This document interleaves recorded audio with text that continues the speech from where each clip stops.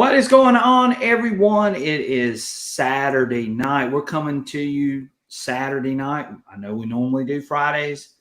Had a lot going on, but we decided we'd come through. Michael decided that he wanted to go on Saturday night. So Michael is the reason why we're here Saturday night. Isn't that right, buddy? That's right. Yeah. I had to get it in sometime. Oh, yeah. Oh, yeah. So we wanted to be here and give a show tonight for you guys and talk a little bit about some new machines, some new accessories, some things that we've got. And we've just received a lot of these things. And I wanted to tell you a little bit about them. And we're going to walk through some of the things. Michael's going to do a special demonstration tonight for us, which I'm excited about. And we've got a lot to share, a lot to show tonight. And you guys got any questions or anything you want to share, definitely shout out to us and let us know what's going on. But before we begin, as always, I love to give shout outs to our many great subscribers and followers. Mr. Wisco Detect, always here with us. We're so happy to have him here tonight. Blasted Cat on here with us. Sniff It Out, glad to have Sniff It Out. My main man, Digging Daryl, is in here. And we may have a couple of guests that might join in. I don't know for sure yet, but they might. So we'll stay tuned and see if they show up. But anyway, Digging Daryl's in the house with us. Mr. Chris is in the house. Let's see. Who else? Mr. Surfside Dan, which Dan and I had a great day. Dan and I were together most of the day today. We actually went to Charleston and went to the Relic show that American Digger puts on, which was a really, really cool event. If you ever get a chance to go to an American Digger show, you definitely want to check that out. I think you guys will enjoy it. Just some super, super cool stuff that you can look at and lust over. It's basically what I did in some cases, but some really, really, really nice things to look at and see. So, yes, Surfside Dan and I had a great day together. NC Lost Relic Recovery is in here. Glad to have him in here. Metal Detector Northwestern Wisconsin's in here. Mr. Alabama Digger. And I want to let you know, hey, your package is going out. I apologize. I've been sort of displaced over the last couple of days, but I've got your package going. Hopefully everyone that has won prizes and things over the last few weeks, that you've gotten those things. I shipped out a good many of them on Wednesday and Thursday. So we will be getting all of those things out. Finders Keepers is in here. Appreciate him being in here. Ricky Bennett. Also, Ricky just got his knife. He sent me back a great email. Thank you, Ricky, for letting me know you got that. Of course, James is in here. Workman's Adventures is in here with us tonight. Glad to have him. Mr. Wild here is in here tonight. Glad to have him. And there she is, the winner, Michael. Miss Aggie Hall is in here, and she received her Xterra today. She said, thank you so much. Aggie, I hope you'll enjoy that. Take it out on the beach. I know you're going to be doing some beach hunting in the coming weeks. Hopefully it works great for you. It's an awesome machine. And yeah, let us know what you think about it, Aggie. Yeah, we sure would, Aggie. We'd love to know how you feel about the Xterra and how it performs for you out on the beach. If you get a chance, I know you're heading out. I think you're going down to Florida in the next few weeks. So definitely tell us and let us know what goes on with that. Mr. Mark D is in the house. Glad to have Mark in here.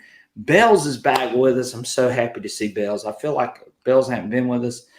She showed up the last show, but so excited to have Bells in here with us tonight. Let's see. I don't want to miss anybody. Edward G is in the house. Glad to have Edward here. We appreciate him being here with us tonight as well. So, Michael, we got 28 people. I'm sure there'll be many more that'll join, as this was sort of an unannounced live stream. But again, I wanted to pop on here and let you guys know what's going on, what we've been doing, what we've been up to lately. And as always, before I start the show, again, guys, if you are looking for any metal detectors, you're looking for accessories, anything like that, please see my man Joel, which is his information is scrolling across the bottom. Joel is an awesome dude. Michael, is Joel not the best? You there, Michael? Can you hear Yeah, me? yeah, I'm here. I said, Yeah, is Joel not the best? yeah, he is. I mean, he's always very helpful, and he gives you the best price on uh, anything you order from. You know, if it's anything metal detector related, give him a send him a message or email him, and he can probably get it for you. So because Right. he is a dealer for the major companies. Right. And Joel, and again, you see the information scrolling across the bottom. Joel is the reason why we're able to bring some of these new things to you guys and sort of talk about them. So we want Joel to definitely get something out of this. And again, guys, I promise you, if you hook up with Joel, you're going to find out that Joel is probably one of the best out there. He's going to provide you great service. He's going to get your machine or your equipment to you on time, and it just does a super job. Super nice guy. So definitely check Joel out, and his information is scrolling across the bottom. It was at the beginning of the video, and I will have it in the description as well, as Joel is one of the major sponsors of our channel, and we are super excited to have Joel. And we've got some things that we're going to show that we've actually purchased from Joel as well. But we've got a special guest that is joining in with us right now. Michael, we've got a great guest that's going to join in with us. And you guys are in for a treat. And here he is. Mr. Calabash Digger is in the house. You just woke me up out of bed. I just got one question. What kind of lies are you on here telling tonight? Oh, I was just telling how good you were, dude. This out, man. Yeah, I was just telling how good you were, basically. What's going on, buddy? Yeah. Hey, man. Well, I'm going to just give me a heads up. If you've had the COVID/flu unknown thing that's been going around for a few weeks, look, I'm over it. I thought. But every time I go do something, I went out today to give the M8 coil a proper workout with Carolina Digger up at the old house. Mm-hmm. About 4 hours of detecting, come home, took a shower, got a bite to eat, sat down on the edge of my bed. Lights out, wake up, here's an invitation to go live. Well, here I am, guys. Let me get some tea. I'll be right back. Hey, so the moral of the story is, whatever this crap is going around, it takes a while to get over it, dude. So we're going to have Calabash in with us too, which is great because of what we're going to be talking about tonight. And Calabash has a lot of experience with what we are talking about too as well. So we're super excited to have him in here with us. Teach, your thing does have a green screen. Notice I have a brick wall tonight. Oh, I do see that. I've explored your studio, and you actually have a green screen feature. Well, good, dude. Well, that is so awesome to hear. Yes. And so Mark, you can't see my junk in my homeless camp. So. What are we talking about tonight? I'm sorry. Where are you at in this live stream? You're in the intro still? We just started. Okay. Okay. So you're perfect. You had perfect timing, didn't you, Michael? Yeah. Right on time. Yeah. So Calabash, what we're going to be talking about tonight are some of the new machines that I've received, some machines that you've already used, as well as we are going to be talking a little bit about the Nocta Acupoint Pinpointer. So we're going to sort of go through all three of those things. And that's good, man. I spent about 4 hours with the Acupoint today, the Manticore M8 coil. So I've got about 4 hours of pure hunt time with it today and trash that we can talk about. No, right. So just I'm following along. There's old Wesco. Wesco won the Pinpointer the other night, dude. Oh wow, Wesco got him a Deus 2 T-shirt the other night too. By the way, yeah, and I forgot to send that, but I did send him the Pinpointer. There you go. Digging Daryl's on here. Chris is on here.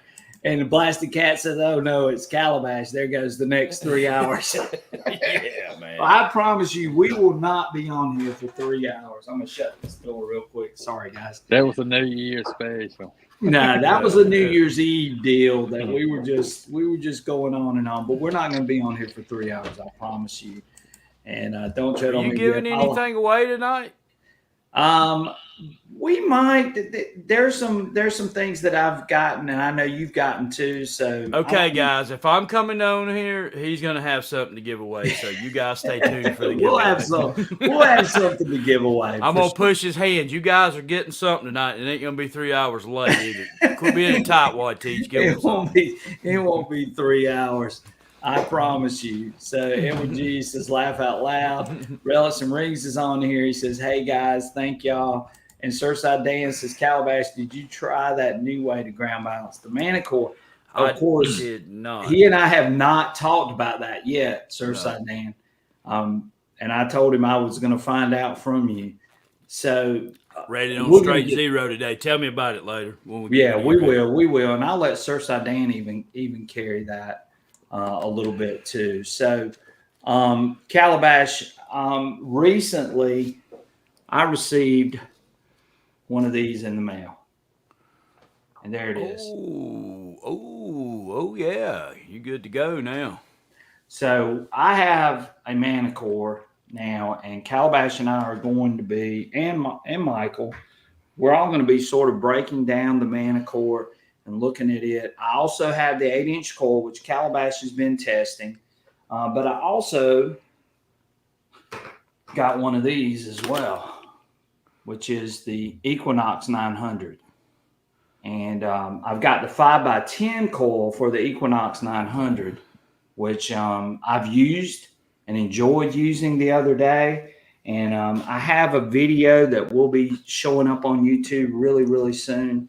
So that's going to be where the main focus of our conversation is going to be tonight. It's going to be on the Manticore and the Equinox 900, how they compare to other machines, what you've noticed, what Michael has noticed, and then so on. That's where we're headed with this conversation for tonight. And Surfside Dan's on here too. Surfside Dan also has a Manticore. He's been using the 8-inch coil on the Manticore, and actually found some great stuff the other day using that 8-inch coil. Michael, what do you think about the Equinox 900 and the Manticore from what you've seen so far? I think they're great machines. I've watched Calabash's video at the old house there. And I know he said he went back this evening, and that's going to be interesting to see how that went. Right. But it's I like the machines. I like the tones on them. They seem to be great machines, and I look forward to future videos with them. Right. I don't have one. I know y'all both have a Manticore, but from what I've seen, I like what I see. Right. Mark Cuss just says I had both the 900. And Mark, maybe you can even elaborate too, because we want to include you guys in here, because again, I'm just now getting these machines, other than I've used the Manticore a couple times, which was a bar unit, but now I've got one in my possession, and I have the 900 in my possession. So we're going to start showing some more stuff with those MindLab machines, as well as the XP machines, which of course all three of us are very, very skilled and knowledgeable about the XP machines. So Calabash, I want you to fill us in. What did you see out of the Manticore with the 8-inch coil? What have you noticed? What do you like? What do you not like? What do you think this 8-inch coil is going to be able to do for you? What I like about it, yes, is I'm able to slide around a lot of the trash. Okay, we've seen that. I went back and what Michael was talking about. I dug a couple of coins out of that site, and you guys know to see 2 coins come out. I don't care if one of them was just a regular stinking Lincoln. The other was a Wheatie. And right. You guys know as well as I do, to see a coin come out of that place is pretty miraculous. Now, I went back today, and I'll have a video up, and I dug 2 buttons. I dug a, the saw things that we used to find from the hand saws that would have that little nut that goes through. It's always real decorative. The saw handle or the saw, the little bolt piece that I'm talking about. Some of them have an eagle, and some of them have different. This one has a design on it. I dug one of those. I dug a couple of cool artifact pieces with it today. It has an uncanny ability to find stuff in the iron. Now, the negative, and it does have a negative. Saw medallion is the word. Yeah, saw medallion. That's it. Metal detector, northwestern Wisconsin, guys. The negative is if you push it. And now this is what let me just go ahead and tell everybody where I wound up. So I wound up with a sensitivity of 18. Right. I ran the one region all tones to get out of the depth theme. I wanted to see how it behaved with that sliding scale tone wise, and of course I got a couple of those nice high MindLab deep tones that we all love from the Equinox. You know, sure. That thing's got an awesome whoop whoop whoop whoop. The negatives. The negatives is the nails. If you push the unit and you chase the more, they'll tone and they'll ID with that smaller coin, but it's a little bit of nuance to it. But when you're hunting, you know as well as this teaches, when you're hunting that iron like on a site like that, it's basically cut the blips and the bops and every little thing. But when I pushed the machine hard today, I dug some iron with it. That's the negative to it. And it had, I couldn't get some of the high spikes. It had a lot of high spikes coming across the iron. So now that was one region all tones. Now I don't know. I could go with You were running it. You were running it. Pretty much wide open. So. Yeah. How about the screen part of it, though, Calabash? You can forget. You know how that goes. In basically, we're going back to an audio tonal type machine. Yeah. We're not even looking at the screen. And Michael and I watched a couple of videos today, and we noticed on those VDIs in some cases were a little bit jumpy. Yeah. And they did show up with the red numbers. And basically those targets turned out to be what, Michael? Coins. Yeah, they turned out to be coin Calabash. Well, and they were using the 8-inch coil. Yeah. So the moral of the story that I found today is yes, this coil, if you're going to hunt heavy trash with a Manticore, in my opinion, is a must-have. Right. We all know that machines have drawbacks when you push them that hard. I found stuff with it. Will I use the M8 coil again? Yeah, I'll be using it again. Of course you will. You know what I'm saying? Right. So the negative that I brought up, it just has that high spike. I'll mess around with that to see. I did have the stabilizer on 3, sensitivity on 18, one region all tones, recovery 6, iron volume about 4, normal on the audio. I think that's, it's a pretty easy machine to set up, but yes, I was very impressed with it. Now, what I found is it kind of reminds me a lot of times, a lot of the day is too. Right. If the signal is blippity blob, even though you're getting it, you know what I'm talking about, it's normally junk.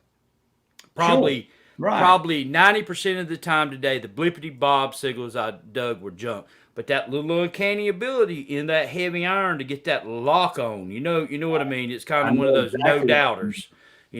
I dug a lot of doubters today, and probably 80 to 90% of those doubters were, but the lock-ons, I rarely got fooled on a lock-on, probably just a few times. But yeah, it's an impressive coil. And here's a shout out, MindLab. Get us some coils for people to use in the United States. Get your act together. Yeah, 100%. So I know. You're right, dude. You're right. Elmer Fudd. It kind of has the Elmer Fudd look. You're absolutely right. I'm looking at it on camera. Michael, what do you think about that hat? Hold on. Time out, man. Let me switch over here. It does. I think it's because of that head. Is that what it is? Hold on. Let me get one of these. It's got a point on top of it. It really does. Does this one look as bad? They look the same, dude. Okay. So you're trying to say it's my head. Oh, I got you. Go ahead. I didn't mean to interrupt you. You go right on ahead, T. You're good. We had to break away from some of the seriousness for a minute anyway. Yeah. So hey, can I ask Relics and Rings a question real quick? Sure. Relish rings. Are you getting the high spikes in the heavy iron, or region, or is that just me need to get used to it? It's just got that spikety spike a little bit on some of the nail heads, but other than that, I absolutely think that's a must-have. Sorry, Well, Teach, I didn't mean to interrupt you. Yeah, no, you're perfect, dude. This is exactly what I wanted to talk about tonight.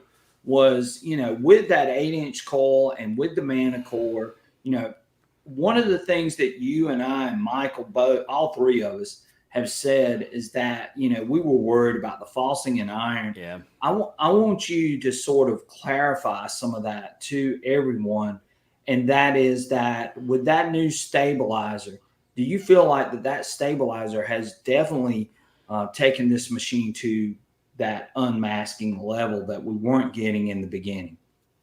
I feel like the stabilizer, just my initial impressions, works better with 11-inch coil. Okay. Very good. I that's just my feeling now. Let me get some more time in it, but I really put a workout. Of course, I filmed today, but not like with the guy walking around. Right. I have my GoPro point of view, That's like okay. I normally That's film, fine. but I can get down and dig when I'm doing that. You know what I mean? You know what I'm saying? I'm not standing around just talking to the camera. I can really go in and dig, and I dug today. I went digging for myself. As you know, we've had some health issues with my mother-in-law, and hospice has been called in, and I just needed to get away into the zone. Well, I went and got in the zone today with the M8 coil, and yes, the stabilizer has fixed that machine. Now, just remember that the higher you run that stabilizer, that there The more, is the less unmasking you're probably going to get. yes, Correct. it will negative affect it. So with the 11-inch coil, I can get away with 2, and today I got away with 3 on the small coil. So yes, that stabilizer, Mind Lab, listened, they fixed that. I know that they caught some flack about that, and us talking about it and showing it, but they stepped out and they fixed it. And you know what? They didn't act like that Rudis company that I've been dealing with that said I was a jerk and was just trying to slander their machine. Actually they sent people here, addressed the issue, and fixed it like professionals. Right. Anyway, that's my And that's what that. they should do. And of course, you and I, we get this a good bit. You get it more than I do because I don't really delve into some of that stuff. Yeah. But the thing is that when we tell you that something is wrong or we're seeing something, those people should listen and try to address those things, because if we're seeing it, that means other people are seeing it too.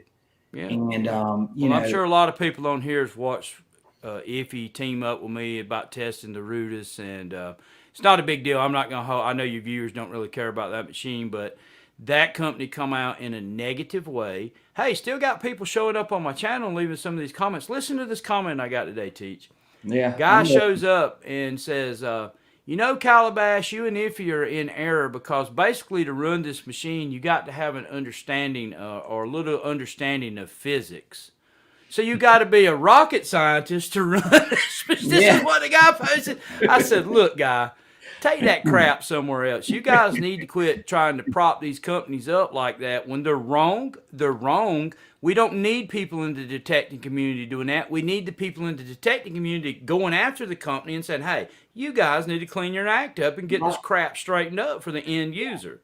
I mean, and that's what I don't get. These companies sometimes don't understand that we're actually trying to help them improve their product and make it a product that most of our audiences are going to be able to use. To me, Teach, that's a byproduct. That is true what you said. That's a true statement.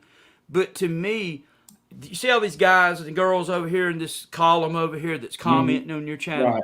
When I pick that detector up and spend my time, it is to protect them. Right. You know what I mean? If it's good, Right. then you can lay your money down. Exactly. If it's bad, you know what I mean? And it protects the community. And of course, you're always going to have some people, the old saying goes, you can lead a horse to the water, but you can't make him drink. Well, I have seen that many, many times in testing metal detectors over the years. And we had it with the Manticore. Remember when I talked about it? Look, everybody in this chat tonight saw the Manticore firsthand. Michael saw it, Teach saw it, Right. and I was showing it. And they saw it. They were on the videos with me. We seen Teach dig a trench 3 miles long, chasing a nail off the side of the coil. Yeah. Yeah. Okay. They saw it. They knew what I was saying was true. I don't play that, you know, and it's all for the community, man. I mean, hey, it's benefited us. Look at the machines we have now. We have the Legend. We have the Manticore. We have the Deus 2, you know. And they're all making improvements. And some of those improvements are based off of what we have talked about and shown. What happened when XP come out with 1.0 and everybody said, oh boy, it's falsing like crap. What was it? 3 days we had 1.1. We didn't have XP making a public statement, French, that all these people are trying to sabotage us and this, that, and the other, and they're a bunch of scoundrels, you know, get the gallows ready for them. Right. No, they said, you know what? These are our customers and they're unhappy. Let's fix it. Let's you know, make and that's it a sign the way that they want it. Yeah. And, you know, and here's the thing, and Michael knows this too, you know it as well as anybody, is that, you know, we're out here trying to in a roundabout way, keep everybody honest and make sure that everybody in here is getting the machine that they want. Teach, that machine has been out for, with that update, for, I'm going to say a month, and the machine has been out for what, 6 months? Oh yeah. And I talked to Michael, the Polish guy, on the WhatsApp face to face, and he just basically told me that was a terror over there in Poland. If anybody said they let their dogs out on them and just ran them down in the ground, man, and that's not how we do things here, you know. Right. No, we don't do that. We believe in transparency. We believe in showing the things and making sure that everyone has the machine that they've been told that they were getting. And that's the whole point of what you do. It's the whole point in what I do. It's the whole point in what Michael does. I mean, we're all in this together, and we're all out here trying to help each other to get to that point to where these companies realize that there are other people out there that are going to be checking them and making sure that they're doing what they need to do as well. That makes a better machine for everybody. You know, you guys testing and holding them accountable, you know, for the what's wrong with these machines, and they go back and fix them, hopefully, you know, and that makes a better machine for us all. Well, can we just give me about 5 more seconds to teach, just to say a couple more things? Go ahead. And as a community, we need the community's backing, and I know that we have it in here, and I appreciate all the comments, guys. Oh yeah, they're coming through. Making. But it keeps the, you know, I've learned some things and I've evolved in my testing. I used to use a little more hostile rhetoric and stuff in my videos in time gone past, and I don't do that anymore. I let the machine speak for themselves. It doesn't need me to speak. You know what I mean? Things can get out of hand like that really quick, and it did with Nocta. The Legend, that's a prime example. Now we have a great machine with Legend, but you guys know that got out of hand with me, but that's all cleared up. We have a great working relationship with Delic, and I know that you're showing their machines, and they're a good product now. But anyway, that's the main thing. The moral of the story is we need to keep this thing on the up and up. To see a company release a machine in that shape, get about $800, $800 US for it, that's pathetic. It's ridiculous. But anyway, the M8 coil, if you can find one and you have the money and you have a Manticore, my opinion, buy the doggone thing. So that's exactly. and know that Mind Lab didn't send me the M8 coil. Right. I love digging Canuck's comments. She said Calabash is mellowing as he ages. Yeah. I'm learning a new approach. You don't need my rhetoric saying this machine sucks. You can pretty much see that from the GoPro footage or the camera footage. No need for me to say that. Right. And nickel, nail, machine can't see it. That's exactly right. So Michael knows this too. So I got the Equinox, and I know I saw Relics and Rings comments. He said if you had the Manticore, you don't need the Equinox. Yeah. But again, the main reason why I have the Equinox and the Manticore is because I want to be able to show the people that do have the Equinox what it's capable of, as well as what the Manticore is capable of too. And I'm going to be honest with you guys. I hunted with that 5x10 Coltec coil the other day. And just like what Calabash just said a few minutes ago, I was hunting in heavy iron. And when that Equinox 900 locked onto that target, it locked onto that target. And Calabash and I and Michael and I have had this conversation too. MindLab audio is pretty dang good. Yeah. And I don't know of anybody in here that would disagree with that the MindLab audio to me is really, really good. What do you think? Go ahead, Michael. Take that. Go ahead, Michael. I think, I love the audio on them. And I think the key to hunting in the iron with these MindLab machines is, like Calabash said earlier, 18 or 19 when you're in the iron. If you get in more open ground, you can cut it up a little. When you got a small coil on there, it runs quiet, and you tend to cut the sensitivity up. And because it's running quiet, but that's not the direction you need to go hunting in the iron, because it could cause more pulsing. And we talked about that. Yeah, less is better with this deal right here with this 900 and its Manticore. Right. Patch. And I know the majority of us on here, we're XP users and we love XP products. There's no question about that. Yes. But we also are fully aware that there are other good products out there, including MindLab products, including Nocta products. I mean, we're not going to dismiss those other machines and say, hey, those machines are just, garbage. They're not. They are excellent machines. Calabash is showing those machines are fully capable of keeping up.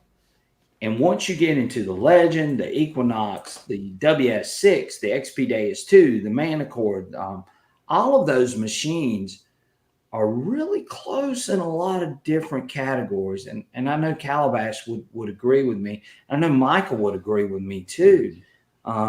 We're seeing a revolution right now going on in metal detecting that we probably never seen, not with these multi-frequency machines that are coming out at this point. And I mean, it's a great time to be a metal detectors. Yeah, it is. And I'm going to lay something out. And everybody knows that the WS2 is my primary machine because of what I do. Weight, it can't be beat. Descriptive audio, in my opinion, it can't be beat. But the Legend has a very nice audio in 60 tones. I believe out of all three, if you talk about pleasantness and clarity, then MindLab is at the top of the pack. And I know that we talked about this. I was talking with Teach and Michael about this. So I went out into my test garden, and you'll see a new Rudis video come up when I get it back in the mail. I've got Roman coins in my test garden. I added a couple things, and I had stuff. You guys know that manage a test garden, that you'll lose stuff after a while. Even though I use the plastic things, the grass has grown and the soil has accumulated over the years. I've got stuff out there that's been buried 7 years, Right. And I took the WS2 out, and I was having high EMI. Well, I come back in the house and got my Manticore, and I'll say this. The Manticore handles the EMI in my yard better. Yeah. Okay. Now, we know that the WS2 runs most places better, but the MindLab audio has an uncanny ability with the clarity. If you compare the quality of the WSA2s to the MindLab headphones, the MindLab has like we were talking about, Teach, has a richer, it has a richer audio, where the WSAs, you have to adjust the equalizer a little bit, but it's still, to me, the MindLab audio is more stereo sounding over the XP. It's got that deeper sort of, like you just said, like I told you, sort of that deeper, rich sound. And Michael has brought this out to me quite often, that we use the WSA2s because we like the audio that comes through the WSA2s. It just seems more pleasant. And then, of course, when you put on a MindLab headphone, and especially those ML105s, you get sort of that deeper, rich sound that you didn't get with the WSA XL2s. Even though I love the WSA XL2s, I don't know, the stereo sound or the deep sort of rich sound that those headphones have seem a little bit different to me, and that's what Calabash is talking about right now. It is, but the descriptive audio across the board, hands down, goes to XP in my opinion. I believe that XP has the most nuanced audio on the market today.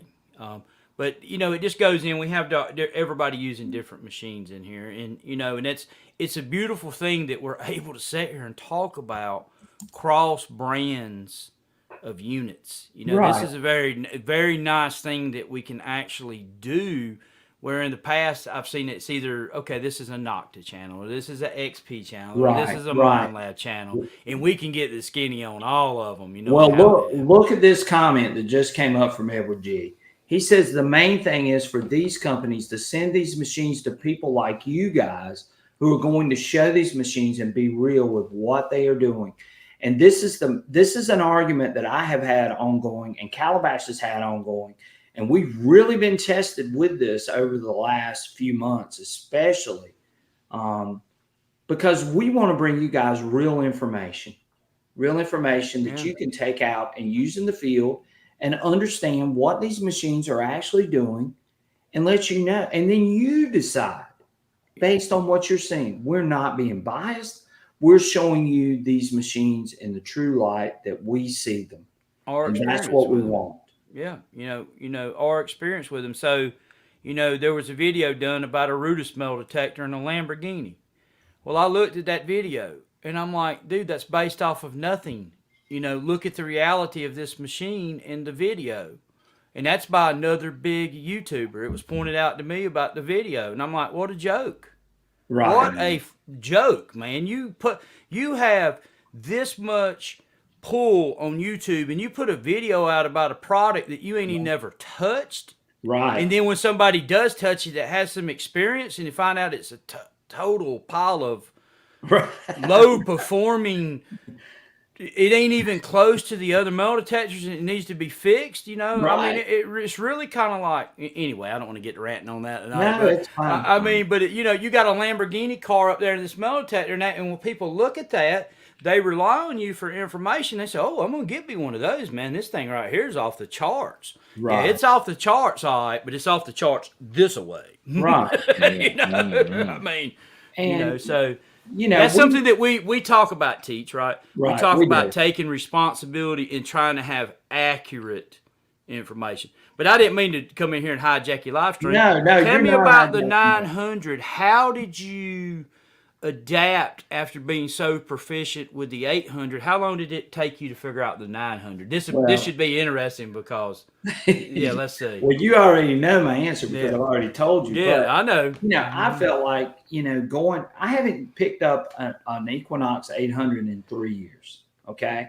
The WS6 is an awesome machine. It is. It's really a great machine. But then to go right back into that MindLab,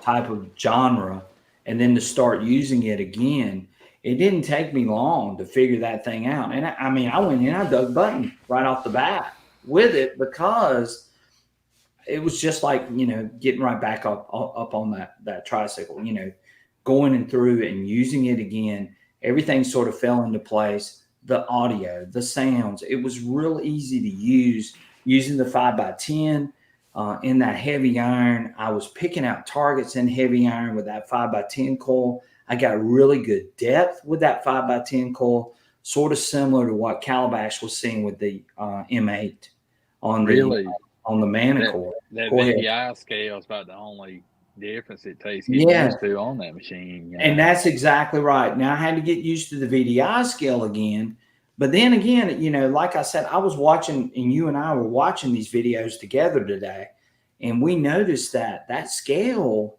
there's a lot to sort of figure out in some cases, because some of those lower numbers can really turn out to be some fantastic. Personally, I don't like that scale. It's too... Well, and we've had some people that have talked about that scale on here, about how that scale is, skewing them.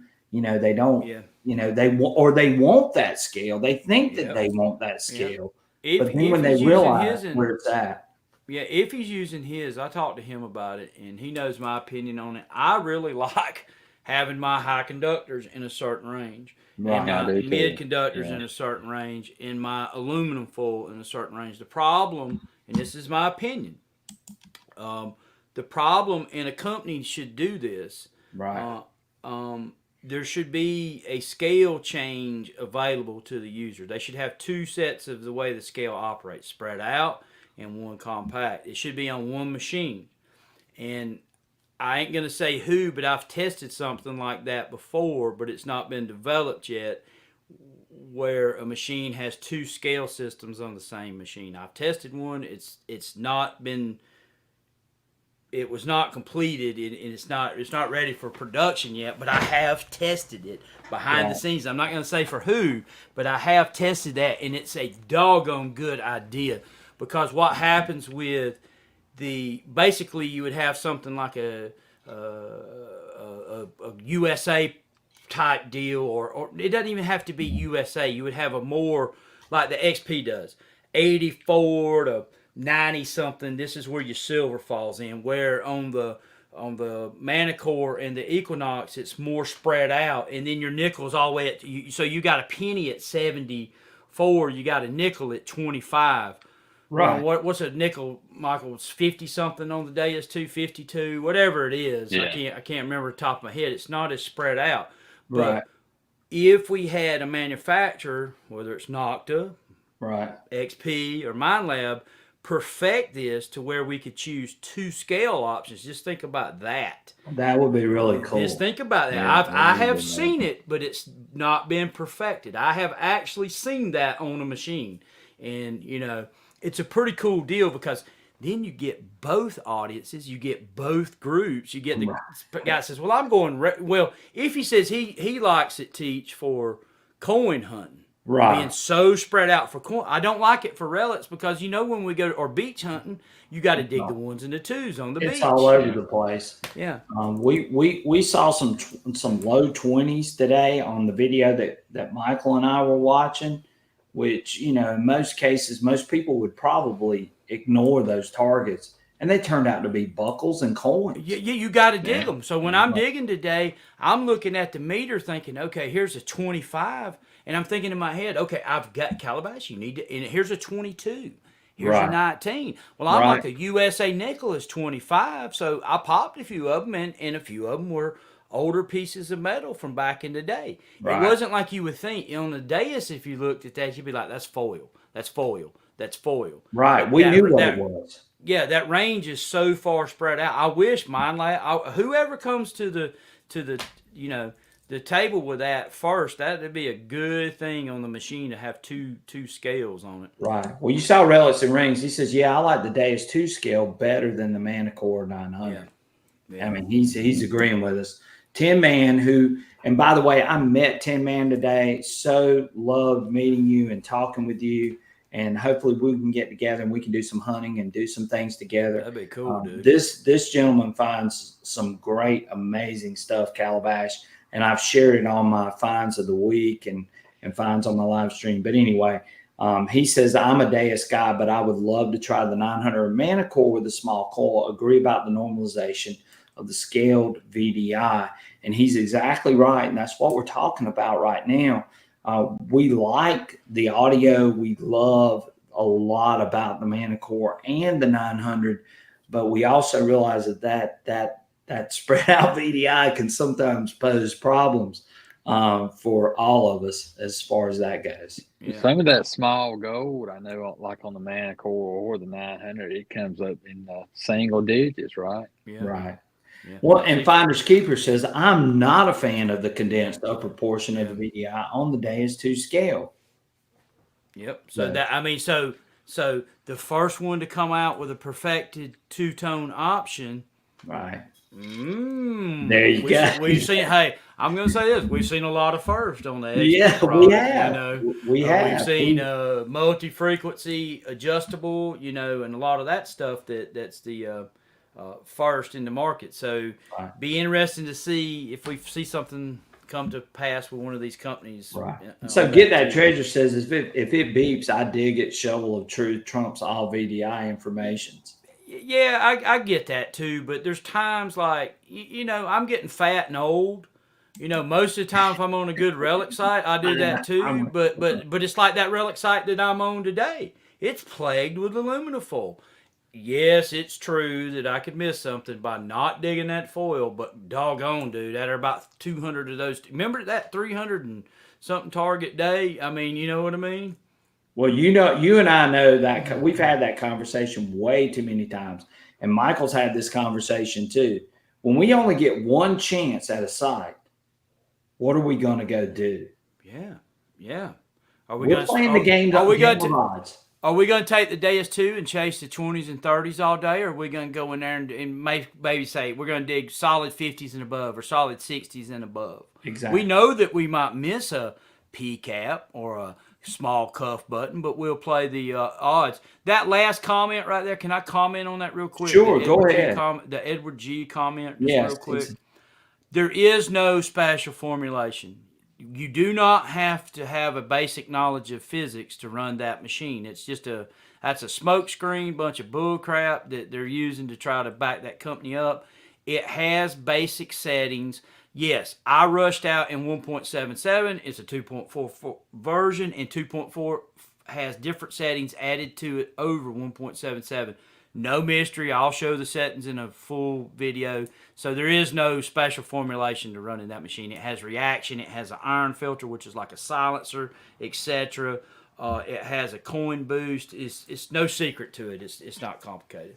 Anyway, sorry about that's enough about that detector, man. But really. Let me ask you something, guys. He said, "Yeah, really." I don't want to hear no more about that Rudis. I'm done. I'm done with the Rudis. Okay, I need a Rudis. I'm over here talking about the Rudis on your live about how good these other detectors are, man. Go ahead, Michael. What were you going to say? Tell me. Well, let me ask you guys. You think one day we may get to a point where one of these companies, where you'll be able to kind of, let's say you want to write a coin program and you can actually run it over a coin and call your own or program your own VDI number for each coin to your liking. You think that's something that would be possible? It may be like a hit, accept, reject, go over your coins, place them where you want to, adjust the scale on them. That's a pretty interesting concept too. Right. It is. It's very. I think with what we've seen with the DS2 and the add-ons and the app and the doggone Extreme Hunter being able to run off the same remote, I really think that over the next 10 years, the sky's the limit on that deal. Exactly. I don't want to have my cell phone mounted up on a metal detecting stem, so I hope it never goes that route. I hope we always have the rugged metal detecting units and they don't go that route. But dude, there's no telling. I mean, there's just really, look at the screen on the Manticore. It's like looking at a colored TV screen. You know what I mean? So there's no telling where to go. Right. Well, I've got the Manticore. I've got the Equinox. I'm really gonna try to run both machines and give them their fair due because, again, I'm using the DS2. I love the DS2, but again, I want to give these machines their fair due because there are so many people in this audience right now that have those machines, and those are great machines. There's no question about it. We know that. Michael knows that. Calabash knows that. We've all three have seen those machines or even used those machines. And I'm really interested in seeing, some of the differences and some of the things that I noticed. And again, all these machines are at different price points. All these machines have different strengths. They have different weaknesses. And Calabash and I and Michael and I, all of us are trying to give you the best informative information that we can possibly give on these machines. And we have access to all of them. So between the three of us, we've got access to all of those machines. And we want to be able to show all of those machines in a fair light. I've got a company right now that's, they don't understand while I'm showing the competition. but I'm showing the competition because the competition has got a place in this hobby. Not everybody is going to jihad or go along with those other machines. And not everybody can afford some of these machines. So we need to spread our information out to give you guys the most accurate information that we can possibly give. And that's why we are doing what we are doing. And we're trying to do it in a way that nobody else is doing it. We're not going to be roped down or tied in to anything at that point. Yeah. That's very well said, Teach. That's the name of the game today, is to show multi-brands and to show the strengths and the pros and the cons. There is we all know this. There is no perfect metal detector. There are some metal detectors in our list that do things better, sometimes by a small margin, and there's some things that some of the detectors do better by a larger margin, and we show that and the pros and the cons. Mind Lab just went up on their metal detectors. That's a con. In the market today, what's a Manticore now? $16.99. Right. Well, and the price just went up on all of that. Let's not forget that as these machines go, the prices are increasing on these machines. Yeah, I want to check something while you're here, Teach. Just go right ahead, man. I'm going to pop over to the other my other. Well, I'm just reading out some comments. Edward G says, I told he needed to look at getting some others like MindLab, Nocta, NXP. Instead, he ended up getting another Garrett for him also. So Edward G apparently was dealing with somebody that was really sold on Garrett products. Okay, Teach, I'm not talking about Garrett on my channel, brother. Yeah. I don't mean anything about. We'll show the ace, but I'm messing with you, Teach. But here's the thing. Here's the comment that Edward G left up. He said, Plastic Cat, I've gotten one person involved. He ended up getting the Xterra Pro to start, and my uncle got his wife a Garrett 350, I think, for Christmas. And we're not saying Garrett products are bad by no means. They're good products too. The problem that a lot of us are seeing with Garrett is that they haven't really sort of tried to stay up with some of the newer companies and the newer technology, and they're sort of still stuck in 2014, 2013. Whereas all these other companies are, progressive. You're paying $500 to $700 for AT Pro and an AT Max, and it's just ridiculous, dude. I mean, when you look at what you get the. I'm out here looking, dude. Serious Detecting has a Legend right now for $483, and then the Calico has it for $549. Do you know that the only Garrett lineup machine that you can use on the beach right now is the Ace Apex? Right. If you buy an AT Pro or AT Max, you cannot walk. You can, and it sounds like a box of Rice Krispies going off, and you can dig a nickel that deep, or you can buy a Legend for $549 and walk down there and dig a nickel that deep and have total silence in the salt water. It's my problem with Garrett is not that you can't find stuff, not that the machines are not tough.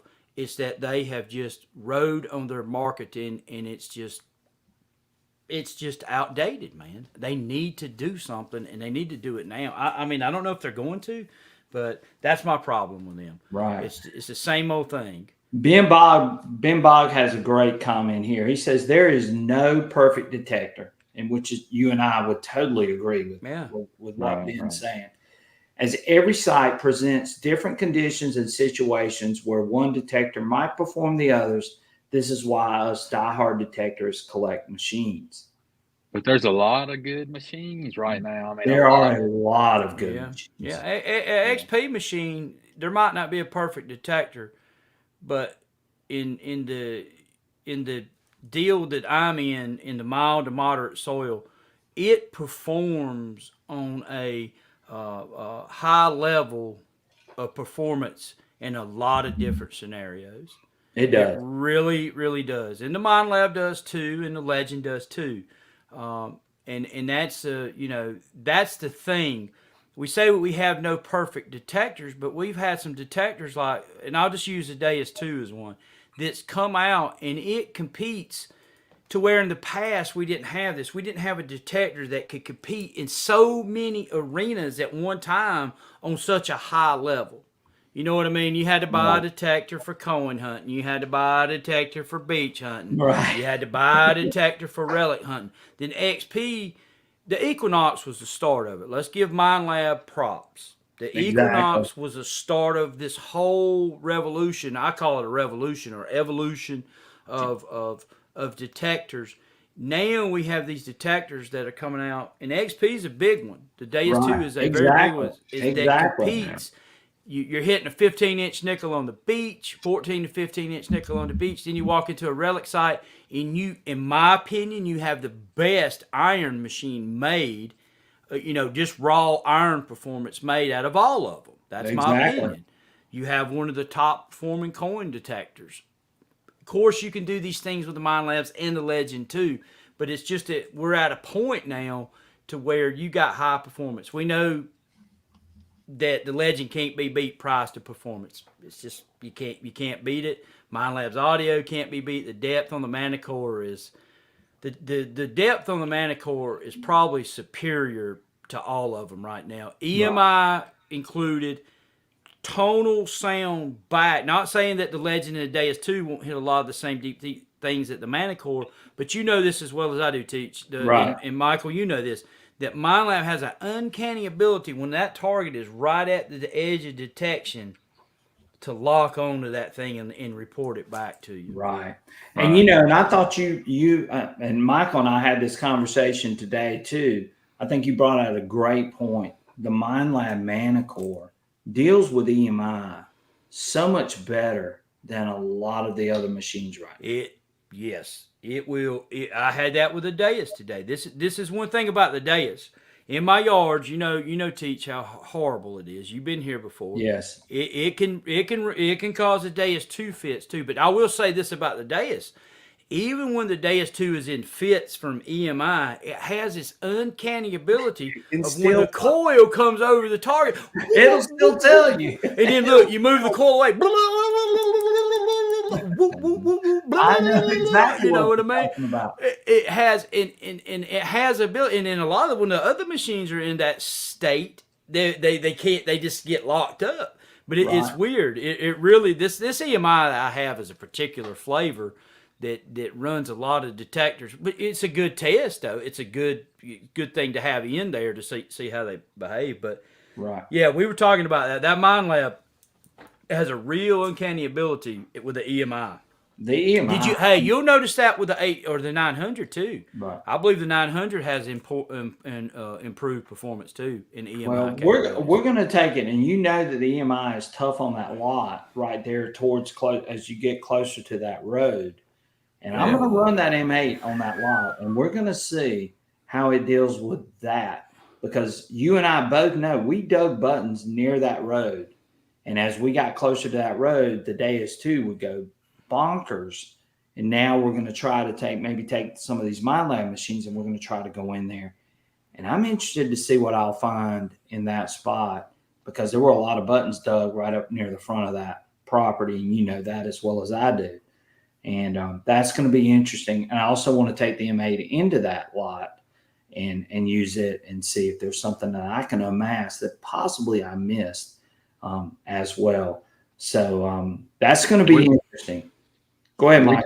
We talked about it today. In our area, housing developments are going up left and right. So you're going to be hunting around these housing developments with high EMI, and also on the beach, the condos there. So the machine that handles the EMI very well, that's a plus in itself, just because you're going to be hunting around EMI at some time or another. Yeah, definitely. Because the more and more a lot of these properties get developed, the more and more EMI we're going to see with these buried cell phone lines, cable lines, so on. That's going to become an issue. And a machine that can handle the EMI very, very well is going to be a machine that a lot of people are going to want, because they're going to be able to go through that. Well, So, MindLab has took the leap on the multi-frequency. I think they're in the lead right now with the EMI capabilities on the multi-frequency. Not saying the others are bad. I'm just saying in most extreme circumstances, it seems like MindLab has an advantage. Now XP, in testing and talking with the guy from XP or the owner of XP, he brought out that the mono program, when he was talking in an email, has special characteristics on the DS2 mono program where they got more transmit power in the core. Or let me say this. Let me get it straight. right. 50% more power in the Right. core. We heard that same thing with what that means, I don't know. Right. So before we got the purist out here, well, they can't have 50% more power because this does that. I don't know. I do know this. When you put the DS2 mono with the 50% more power and you stand under a power line, it's actually pretty doggone quiet. Way quieter than the DS1. So whatever 50% more power is, I can't translate exactly what that means, but I can tell you I can see it.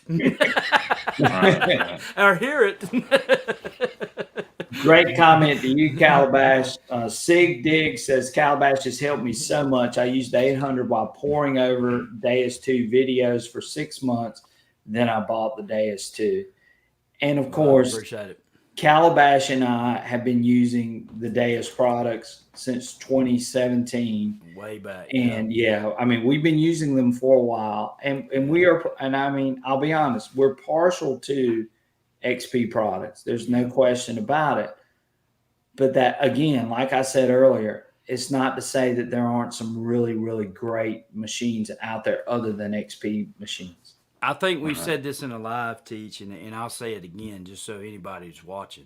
Whether you buy a Legend, whether you buy a Manticore, an Equinox 700, 800, 900, WS6 Master. Don't let me forget to talk about that. Sure, WS6 we're going to get Master.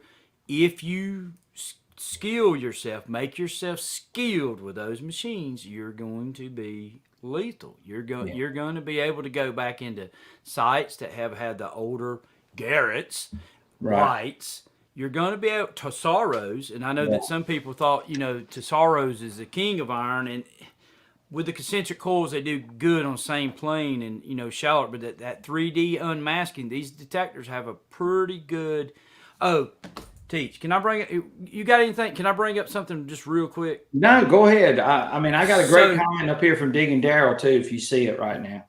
Yes, I did, Daryl. I got down to 18 today. I actually went from 19 to 18, like you said. But I want you to think about, as Teach and I start showing more testing, and I want you to think about what this means just real quick. I'm going to put this out on my channel too. So we see these tests, and we see an elevated nail, and we see the coil come across, and we see the machines go beep, beep, beep on the nickel.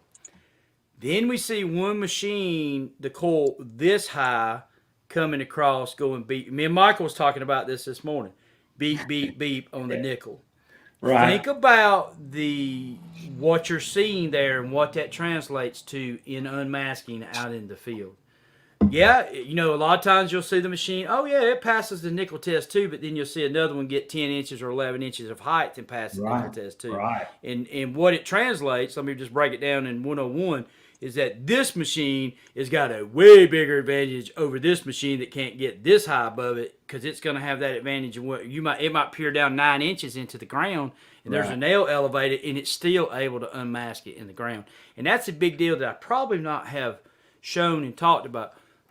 Kicking over to the WS6, I got my speaker on it. We're going to show the WS6 some love, buddy. Right. The WS6, and I tried to show this the other day when I went through the whole notching scenario with people.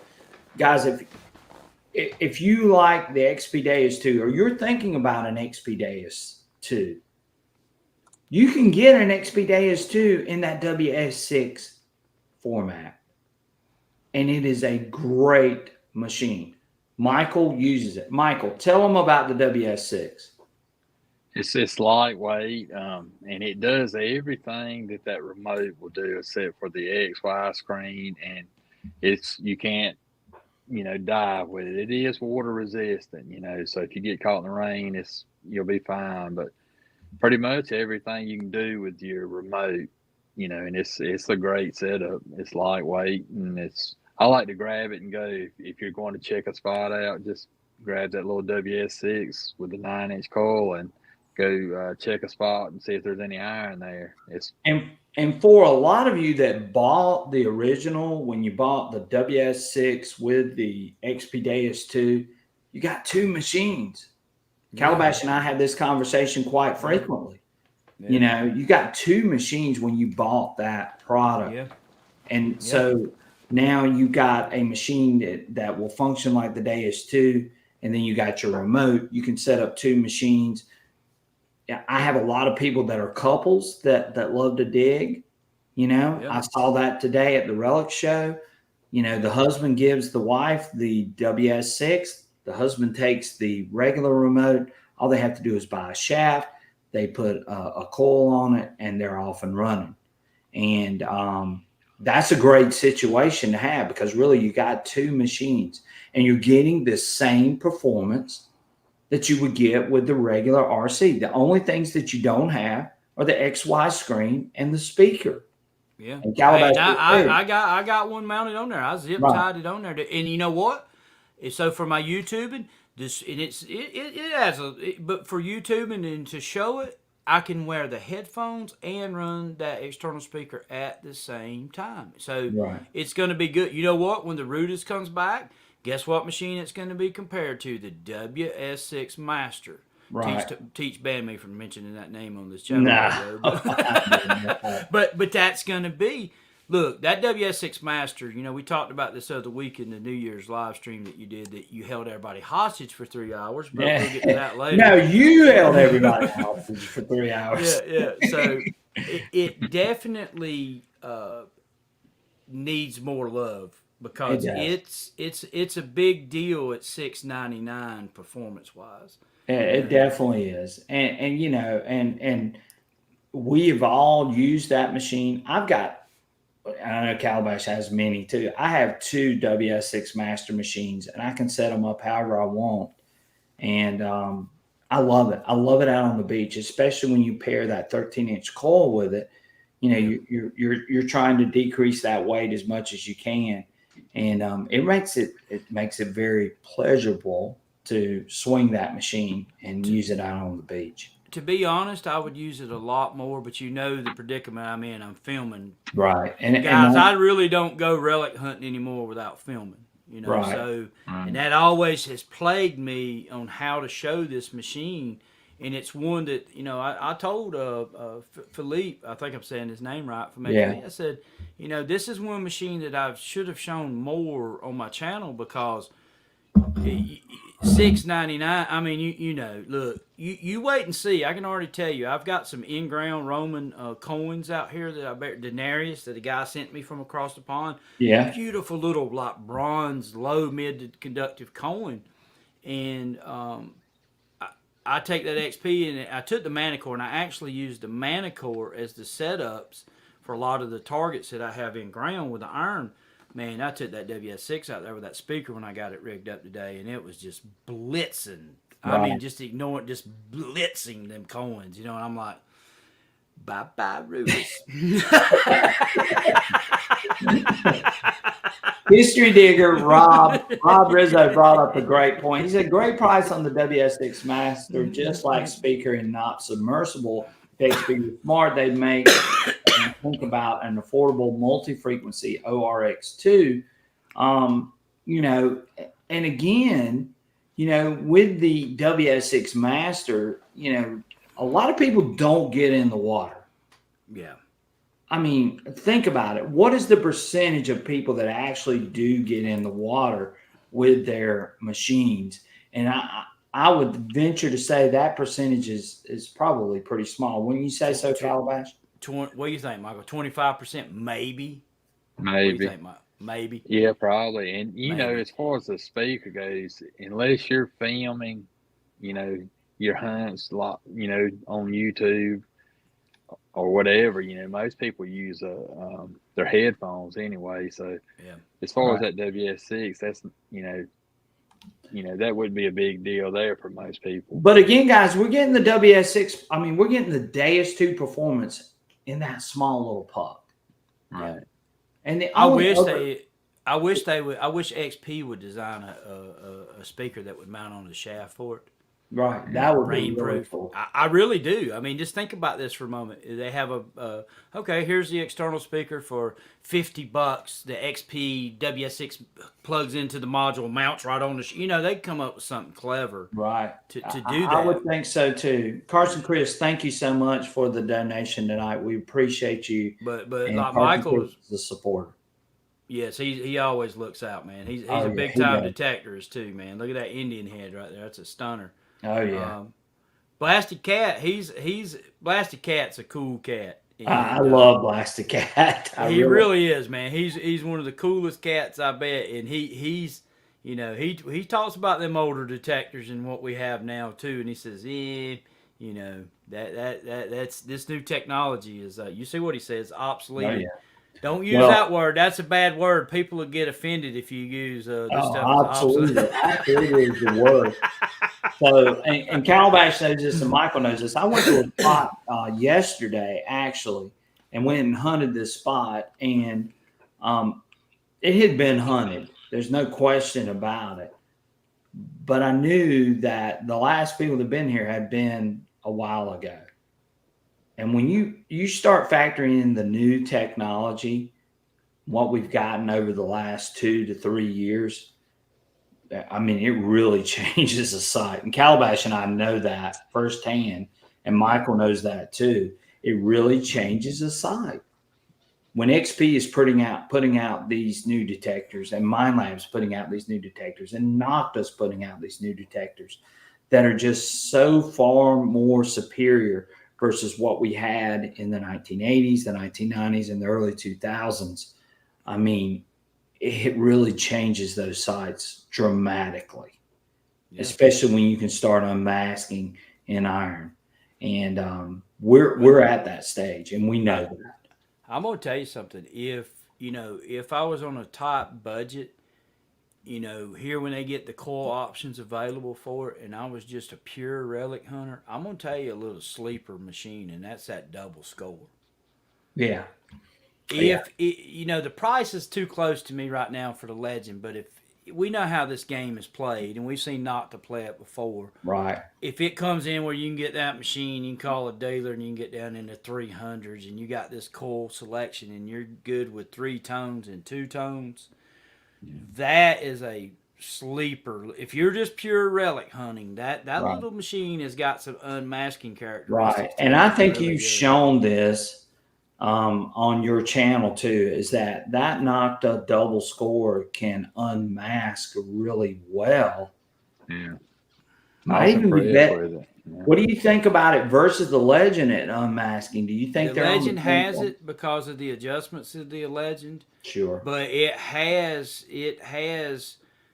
I'm going to say that it's I almost want to say that it has the same performance unmasking. When I say the Legend has it, I'm saying that you can lower the iron filter down, but that's an unusable place on the Legend that you can take the iron filter to. Nocta done a real good job in simplifying the iron filter down at the low level in just 1, 2, 3, 4, 5, 6, 7, 8, 9. Right. But as far as taking the Legend and the gold coin and the score and doubles, to me, if off the top of my head, it looks pretty much the same. If I take a mid, Nocta has a real uncanny ability with mid to low conductors with that M2 to really knock fire. And at the price range that they're coming in, if you're just relic hunting, that double score, look, you can use it for anything, but I'm just saying that strong suit of that detector, when I pick that detector up, if I pick up the double score wherever I got it and I look at it, the first thing that pops into my mind is, dude, this thing's got some pretty good unmasking characteristics. Yeah, well, and I knew you had shown that on your channel.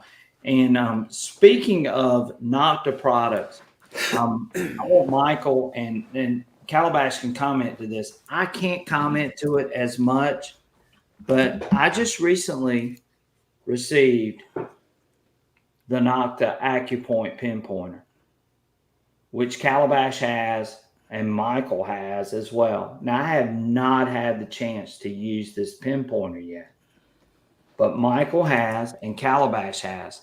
So real quick, we want to go through, guys, from what I've seen, this pinpointer is an excellent pinpointer, and I think both of these guys on here would agree as far as the features and the things that you get with this pinpointer.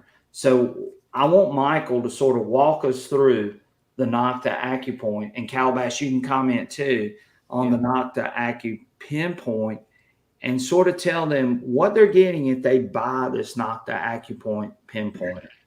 So, Michael, take it away. Yeah. Share it with us. Well, it's a one-button design. It's really easy. I don't know if you can see it. I'll cut it on there. If you can see the screen on it. All right. It's on right now. To get to the menu, you hold the button down and you'll see the red line. And it goes to the menu. And you can scroll. You just hit the button. And to choose any one of these items on the menu, sensitivity, tone, you just hold it down. And if you just let off of it, it'll go back to the detect menu. And to cut it off, you hold it, and once it starts, moving on that red line, then you just let go of it, and it'll cut off. So it's a really simple design. I think the sensitivity goes up to 9. I've been running it 6 or 7. And it's got a lot of good features. It's, you can switch between vibration and the kind of that bell tone sound. And I just like it. It's a simple, once you use it, it's really simple to use, and it seems to be a good pinpointer. So, Michael, so when you were playing around with it, I mean, I know you can adjust the sensitivity, you can adjust the volume, correct? You can adjust ferrous and non-ferrous on it, correct? It does, and I haven't used that feature much. I mean, I hadn't tried it. That's and we're going to talk to Calabash with that in just a minute. You can adjust the frequency on it too, correct? Right. It has a shift. You shift between 3 frequencies on it. So if you're having a problem with another metal detector, which Calabash and I had this problem early on. Calabash, remember when we had the carrots and we would turn on our Equinoxes? Remember what those things would do? Yeah, it didn't like it. Yeah, it did not like it. Yeah. So you can adjust the frequency on that. What else does it have? It has, you didn't show this. What else does it have? It's got a very nice light on it too. It does have a nice light. Yeah. Okay, let me get.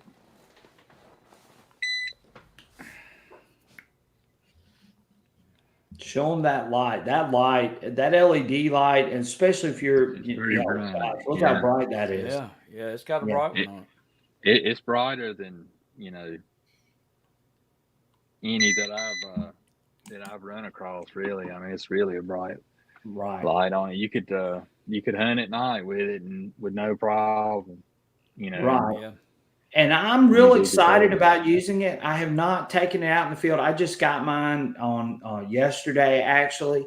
And Michael's sort of already played around with it. And Calabash, you tell us what you think about the Acupoint pinpoint. I've used it on the beach. I've used it on a few relic hunts. Nice pinpointer. My philosophy on pinpointers is this. The simpler, the better. Will I ever use the iron discrimination on the pinpoint? No, I won't. This is just me, but some people will. I won't. But this pinpointer, I'm going to tell you what it allows me to do. And it's got all these cool features, and Michael just listed them off. But this pinpointer allows me to do something that falls into the simplicity thing. On some of these pinpointers, they have like these combination codes, 1, 2, 3, mash, and if you're out in the field and you lose your train of focus for a minute and you hold the thing too long and you kick it into change and setting mode, you mash the button again, you've changed the setting. Right. Well, if you don't have that combination code memorized in your mind, then you got to go get your cell phone out or the little directions. And me and Michael was talking about this. What the Nocta does, it really just simplifies it. I can see it, and I know where the settings are, and I love it. Here's another great feature right here. That tip. Yeah. You can actually, if it starts to wear down, they send you an extra tip, and you can just change it out.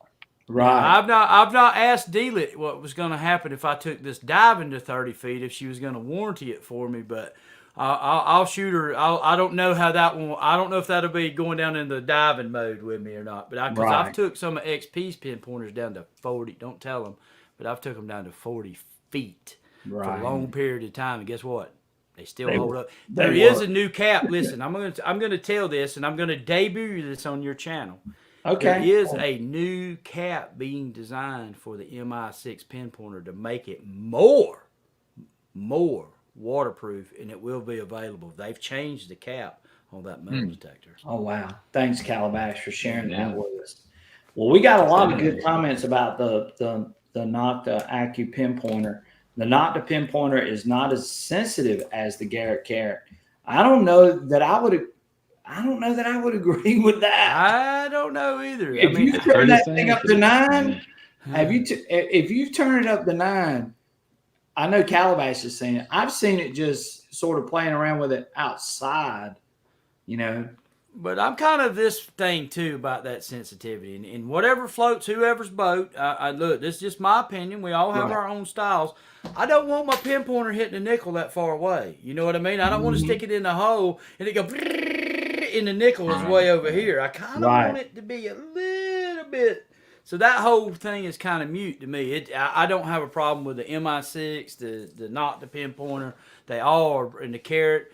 I wore a lot of Carrots out, man. I kept wearing the tips on them. I'd get holes in the tips, and that Nocta really, that's a cool thing that they've got with this tip deal, man. That's really that thoughtful. tip, being able to change that tip. Plus, they give you an extra O-ring to put in there in case yours begins to disintegrate or get worn down. Digging Daryl says right now, Joel will save you money on that pinpointer. So, guys, we just showed that Nocta Acu pinpoint or Acupoint pinpointer. Check out Joel. Joel will hook you up. His information is scrolling across the bottom. Digging Daryl's already bought one from Joel. If you are interested in that pinpointer, check out Joel. Joel will get you hooked up, and he will get you situated with that. But I'm impressed with what I saw. I haven't used it out in the field yet, but I'm looking forward to using it out in the field.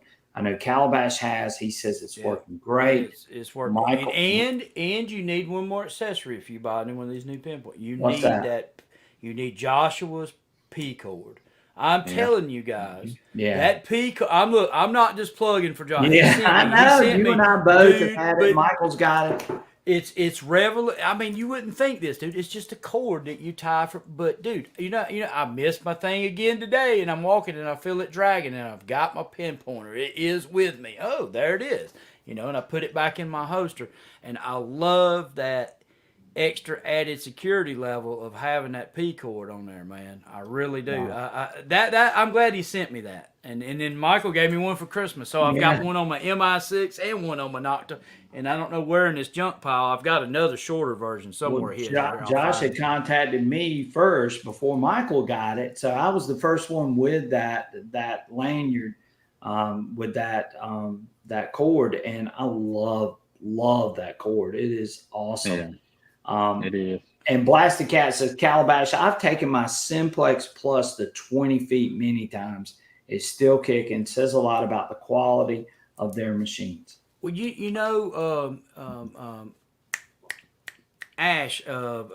Ashworth, what's his channel's name? Teach Michael, the guy that did the Nocta headphones for me.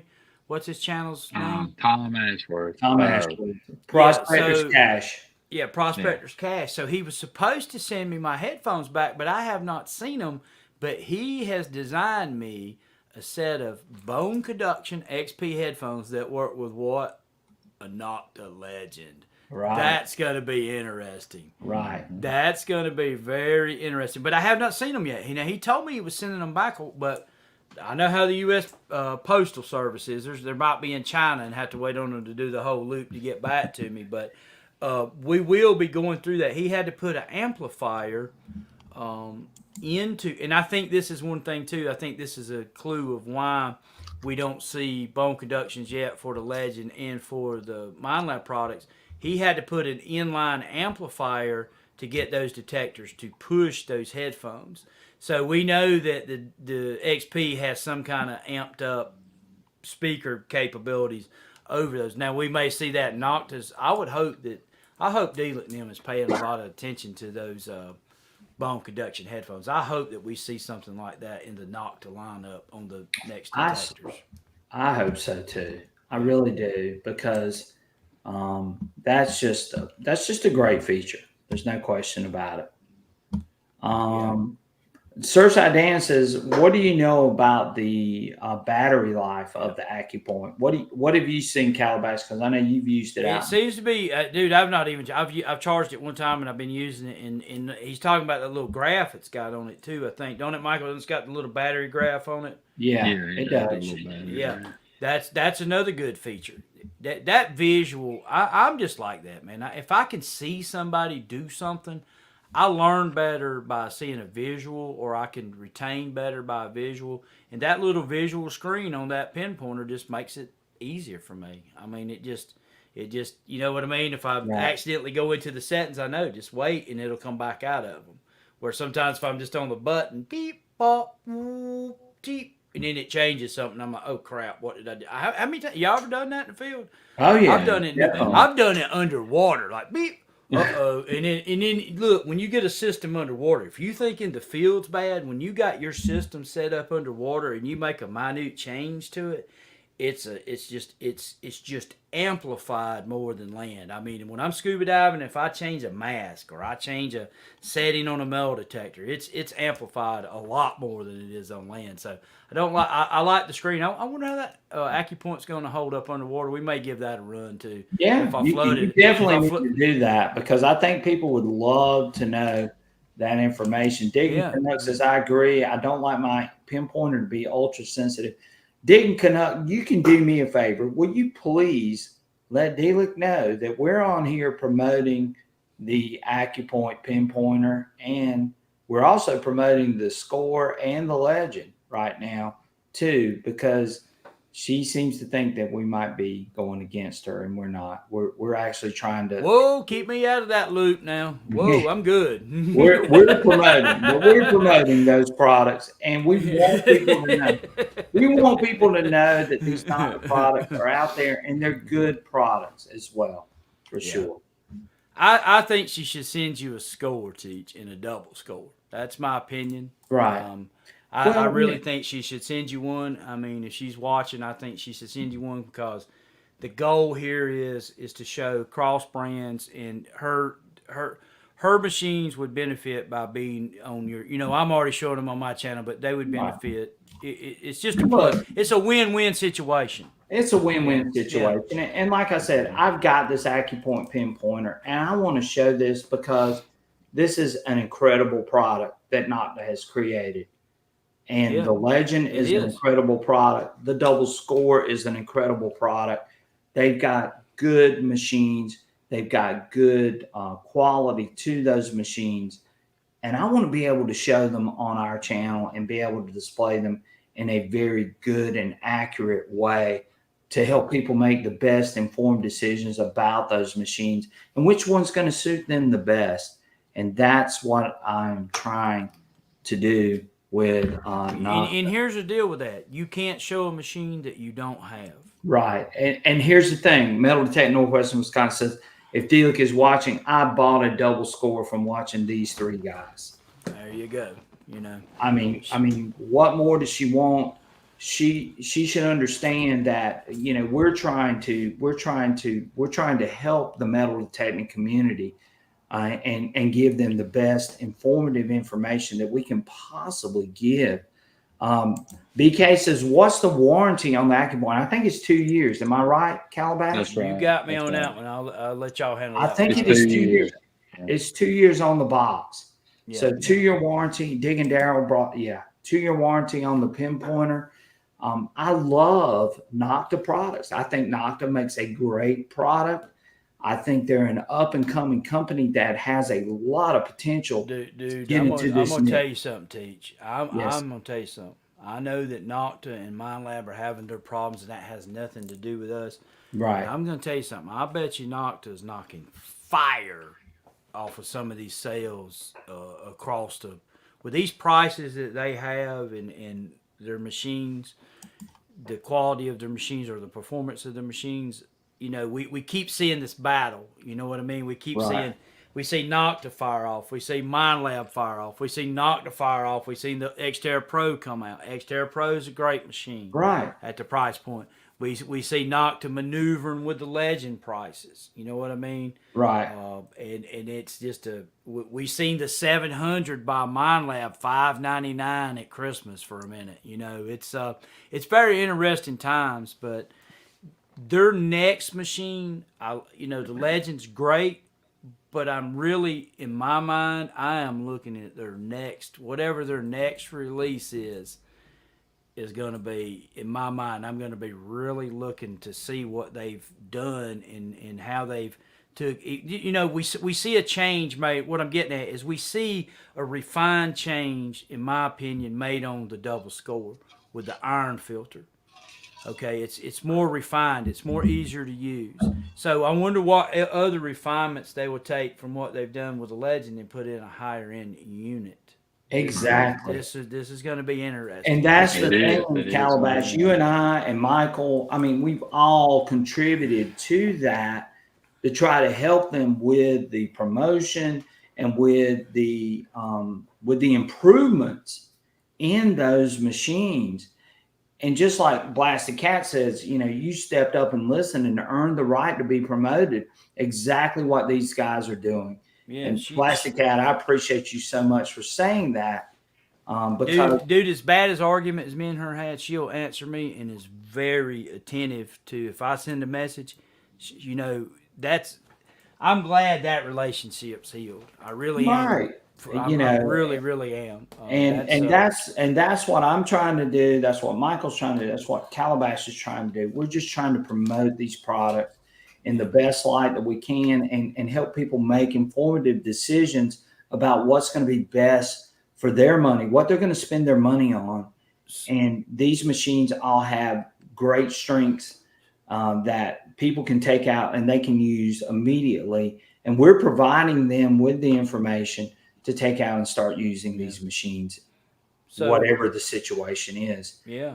And the more of these things that we can show, the more that people are going to realize, hey, I might want this or I might want that. I sent her a message the other day about this beast mode, and I'm not going to say what time frame she told me, but I'll say this soon. She said, I hope to have basically a beta I can send you soon. So that'll be interesting to see what they've come up with on this beast mode and what that is running on the Legend too. That's yes, Digging Daryl, competition is great. That's it for consumers. It is very good. So and we see these manufacturers, you know, they got to be looking at us and others and looking at cross brands, what they're doing. MindLab should be taking notes here about waterproof or rainproof, and Nocta should be too. Right. They all should be too. Right. They should be looking at XP's headphones going, you know what? We need a wireless set of waterproof or rainproof headphones. We need this. We should be offering this. This should be in in our lineup. Bone conduction headphones. The other two brands should be looking at this going, you know what? We need these. Especially if you're going to have a water unit that you're going to push. Reality, Legend, Manticore, Equinox, they struggle very bad to push the headphones underwater. If you're breathing through a regulator, you basically have to start, which is a no-no in scuba. You're not supposed to hold your breath. Exactly. But they do struggle in that aspect of and even the Excalibur.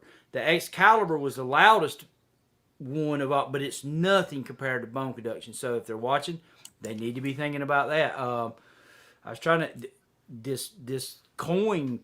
This different VDI scale. That's another thing that different manufacturers. I bet you that takes a lot to do that, teach to reprogram your machine to ID targets in two different ways. I bet that's a lot in algorithms. Yeah. Well, Calabash, look at these comments that are just popping up. I mean, if you look at what we're saying right now, and you look at how people are responding. Look at what Ben Bog just says. Talking about these products is what is helping the manufacturers focus on what we want and what we need. Ben has got an excellent point here, Teach, because this is, in my opinion, this is what sank some of the American companies. We had the Treasure magazines. We had all of these yes men. There never was a negative. The whites. What is that one that you had that you brought up to the house? I had the Whites MX Sport. Oh my gosh, man! And then one of the leading dudes in the metal tech community said, "It's all good, boys. This detector's great." And how long did I put the headphones on that detector and listen to it in my test car? About 4 or 5 minutes, and I said, "This thing is a pile of crap. Take it back down to South Carolina with you, Teach, as fast as you can go." Right. and then the nenext thing you know, it's in the screen. But that is what, in my opinion, and maybe Michael or Teach will chime in on this, is that we had all of these yes men or these paid guys, these fanboys, and there just was nothing wrong. And look at where the American companies went. They stayed where they were, and they never went further. Right. And I think that with YouTube platform now, Rudis is... Sorry to mention that one again, but they've got to be looking at what's being said, because, look, dude, a bomb dropped over there. You know what I mean? We got to do something here. And the way the companies respond, like Nocta does, XP does, and MindLab does, is professional. Right. They get this, go in there and get it done. You know what I mean? Right. Okay. Well, we had to pay a little. Look at the Industry Digger's comment right here, Calabash. Words matter. I don't see you promoting. I see you reviewing these items.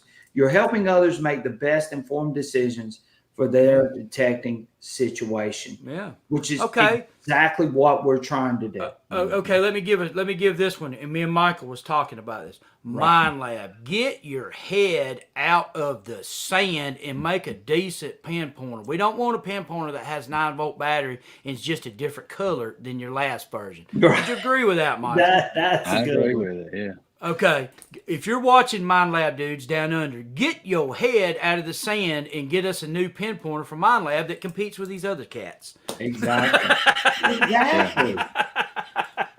You know, and there are so many people that are on here right now that own multiple products. Yes. You know, and that's where these companies fail to realize, you know, there are people that watch all of our channels, and they are watching these channels because they own multiple machines.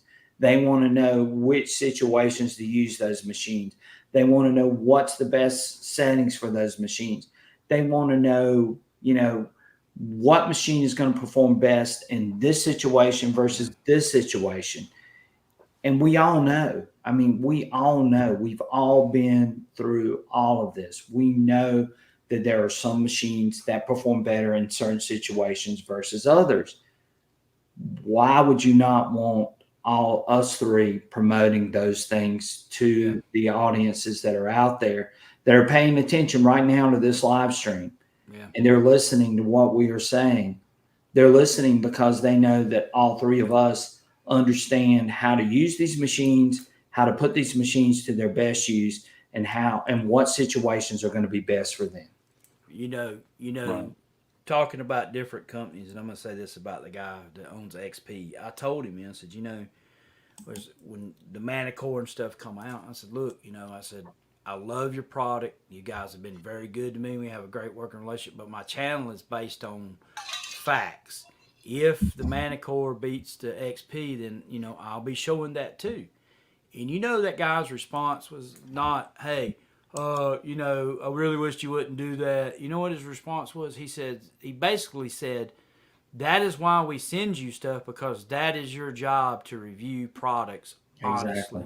You know what I mean? So you got a guy that owns a company, you know, backing a channel, sending them stuff to show, knowing that if another manufacturer develops something that will outperform his product, it's going to be shown. And he says, look, but you know what? That manufacturer learns from that. So don't think that MindLab and Nocta and XP and other, you know, maybe whoever else, whatever other companies out there, but those are the three major, are not watching these videos. When we take the Manticore new machine and put it against the Deus 2 Versa Legend, these companies are looking at it. Those engineers look at that stuff to see what we come away with, man. Well, look at Josh Grimes' comment down here, Calabash. He says, when I got my Deus 2, that decision was because of y'all, and using it to a higher degree was because of y'all. Well, dude, we appreciate that, Josh, and that is the goal to get there. And you know, and I've not been able to work on my website much. I'm plugging it just a second, Teach, but You're I want to good. get Go some. I ahead. want to Plug get all some you want.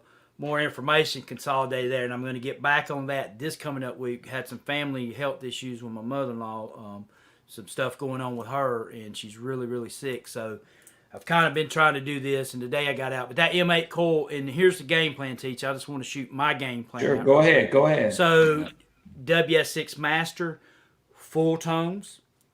Legend, 60 tones.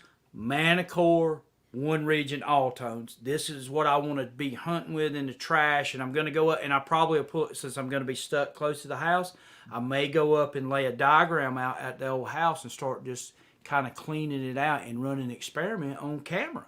Right. You know what I mean? Of a That's little awesome. area, you know what I That's mean? awesome, buddy. I'm trying to be creative with the content because I'm kind of, right now, again, I'm back in this situation where I can't travel too much. And but we'll look at we'll get away from the pitch and the depth and the pitch audio and the Legend and get more into the multi-tone parts of those machines. But that's my game plan coming up, Teach. But I can tell you right now, Calabash, everyone on here right now appreciates what you're doing. Oh, Whether I appreciate them, whether it's at home or whether it's out in the field, they appreciate the information that you're providing them, and that's what separates us from a lot of other YouTubers and people that are out there showing this information. We're providing a service and providing information that is going to help every single one of us in this audience tonight. Yeah. And That's a great idea. I look forward to seeing those videos. I think it'd be a good idea, Michael. You know what I mean? Kind of like Dankowski on his forum. He did a test like this and wrote about it many years ago, where he went to a ball field and he basically stripped this ball field of in a certain area, right? All, and it had all this crap in it, and he kept pulling. And he did another test like that, similar on a Seminole Indian fort or something like that. Right. And he basically kept just removing, and it would be an interesting thing to up there, maybe in that yard where there's 1,000 nails. It would be interesting to see what comes out of that yard in a 10 by 10 stretch. You know, instead of trenching it and sifting it, we'll just take it to metal detector and remove it. You know. Yeah. Right. Like machine sifting with metal, dude. Yeah, just to see what happens. You know, what's in there. And we may get very surprised. I mean, you guys know this. With the technology that we have, there's still a lot of stuff hid by iron. And oh my gosh, yes, I mean, we know that. Yeah. We know that. And Calabash probably gave me the best lesson ever on iron. He took a little small nail and put it up. Laid it on top of the ground over a target that he already had buried, and I couldn't see that target at all. Eric, you know when you did that to me. Yeah, Eric, a guy, he's passed on now. He's just like us. He was he come up in a different age, and you know, and it was the older detectors, but he had them, dude. He had a closet full of everything that come out. He bought, you know what I mean? Right. Loved detecting, but he showed us. He said, "Look at this," and he said, "Go in there and get me a staple out of your stapler, the stuff you use when you're stapling the receipts for work or whatever." I went and got a staple. He said, "You see that 5-inch dime right there?" And he took out a little old staple and he laid it right center of that bottle cap, or you know, wherever had it marked. And he laid that little old staple over that dime. He said, "Now find that dime." Now I've got the Deus One, best iron machine there is. Right. It didn't hit it at all. It didn't hit it. I said, you know, and then he broke it down. That was one of my school lessons. And you know what? That's still, even with what we have today, you know, that still stuck with you. There's no question about it. Yeah, and it's still true. Now, I'm not saying that we can't get it closer, but if you've got a 5-inch silver dime and you take an iron nail that long and you put it directly over that dime, there's not a detector on the planet that can see that dime at 5 inches under that nail. I know. It's just the way it is. You had me that day that you showed me that, and I was going like, gosh, I did not realize how hard that could really, mask. Yeah, it can be a paper clip, a staple. It can be, dude. Carolina Digger dug something today, and it was probably ringing in a 50 on the WS2, and it was masking an 80. He pulled out a lantern piece, so he had a piece of aluminum junk up here that was ringing a 50. He removes the 50, re-swings the hole, and he's got a copper lantern piece like we've seen many times reading a 50. So you guys, this unmasking deal is a big deal. There's a lot of stuff still hid in the ground. Yeah, I love Blast, and I appreciate Blasted Cat's comment, Calabash. Exactly. My purchase of the 2 WS2 machines are the result of honest tests by you guys, but I'm still loyal to performance, not brand. Been burned for the last time. Yeah. And that's why we do what we do. Yeah. I think there were some people felt like they got burned this last week when me and Iffy posted that stuff. And I feel sorry for him, dude. You think about this, man. You think about how hard in some of these countries has got their economies is bad right now, and they're saving their money, and then they wake up and here's some. They call us Yankees. This is what I was called a Yankee. I mean, you guys in the state, those two Yankees. Called a Yankee. Yeah, well, I'm kind of like, I'm about as far from a Yankee. I know they use it in different contexts, but I'm just like, no, dude. And I get it. I mean, and I'm a Blasted Cat on that, man. I don't want to be burned. And you, hey. Somebody keeps asking me about this Quest 90. Can you tell that story about the Quest 90, Michael? Have you told that publicly? Quest 80. You tell that the Quest 80? Will you tell that? Yeah, there was a guy on Facebook, and I talked to him, and he had got the Quest, the V80, and he was a relic hunter, and I asked him, how did he like the machine? And he said that he really had to adjust that machine, cut the sensitivity back and really had to play with it. He still hadn't got it figured out. It was really a difficult machine to run. And I told him, I said, well, I use a WS2. He said, my buddy's got a WS2 and he runs circles around me. So that's all I needed to know. Yeah. Well, you know what? If somebody wants to loan me one, I'm not gonna fork out the cash. I'll run it through its paces, But I'm having to learn this Rudis operating system. Kind of like, dude, I think I want to stick with Nocta, MindLab, and XP. I don't want to get off into the weeds, too much anymore. Tim Man says I need to go back and watch Calabash's silencer lesson, and we talked a little bit about silencer the last live stream I did, and again, silencers just open up that window 2-iron. Now it's a little bit different on sensitive full tones versus everything else. And Calabash, you can real briefly sort of go through. XP revamped their silencer on the 1.0 version. Okay. They went in and they sent us a whole list. Silencer 2 now equals this filter. And they put up some different things going on behind the scenes. So the way I understand it is when they went back to 1.1, the other things reverted back to 1.1 silencer settings, and sensitive full tones, which is the 1.0 filters, kept the different silencer settings. If I'm speaking, that's the way that I take that it stayed. I think that you have to lower the silencer down to like 1. Is it 02 or something like that? But you can spare it. But there's a very simple rule of thumb for me. The lower that you can stand it, the better. So basically, when I look at XP, I'm like 2 and under. Right. That's kind of, it's very simple. I don't really want to get over that, because once you start getting over that, you start running into problems with mass targets. I just don't really see any benefit other than that you lose your unmasking. I've messed with a 3 and a 4. Does it make the machine not respond? Yeah, but I think 2 and under is the best.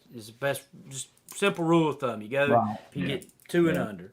Well, and it's like I told everyone last week, with your program, I could get away with running 3. But with the 1.0 on the sensitive full tones, 2 was better, or 2 or 1. 1 was actually the best. Best, yeah. Yeah. Yeah. And of course, you and I have had that conversation. Michael and I have had that conversation quite a few times. Think about how valuable that piece of information is. Just that one piece of information. That one piece of information is huge for a lot of people. And again, you're not going to get that information anywhere else. That's the truth. Yeah, that's a big deal, dude. Digging Daryl's got a great comment. He says, I'm waiting for Calabash Relic program for the Manticore. Calabash and Teach have awesome programs for the WS2. Thank you, guys. Your programs work great in my mild soil here in the Give me a little more time on the Manticore. I really, hey, Daryl, I pushed that machine today. Yeah. Teach, you know how we do it? Oh, yeah. I pushed it today. Me and Carolina Digger, he went in there in full tones on the WS2 with a 9-inch coil, and I used a Manticore. And we literally just had, you know how much it's rained, so we were thinking, you know how it is, Michael, when it rains, stuff gets better, it comes out of the ground better. So we're like, well, we're just going to go in there and we're going to give this place a go. Dude, I pulled artifacts. You guys will see it in the video. I didn't get any stunners, spoiler alert, but that's not the point. I was pulling early stuff. Hey, I did get one piece of Colonial shoe buckle.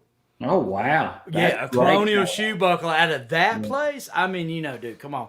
As soon as I seen that, I was like, dang, man. And the Manticore locked onto a little piece about that big, man. Decorative shoe buckle. And Manticore really locked onto it. It nailed it. And I'm like, 30, that's above a nickel. I've got to take a gander at that. Oh, yeah, definitely. Surfside Dan says, I'm a lot older than you guys and really appreciate the expertise that you guys have shared with me. P.S. I don't need the manual when I have you guys turn on. Surfside Dan's a wealth of knowledge, too. Oh, let me tell you something. That dude is an amazing metal detectorist. Yeah. I spent the whole day with him. We had a great time at the Relic Show. And I love picking his brain for things because this guy has been around metal detecting for a while. And he was on a television show, Rebel Gold. If you haven't seen it on the Discovery Channel, you can go back. If you have on demand, you can go back and watch his show. But just an awesome, awesome dude. Love being with Surfside Dan. He's found a lot of good stuff. Oh, my gosh. He's found so much. And I've seen his collection, too, by the way.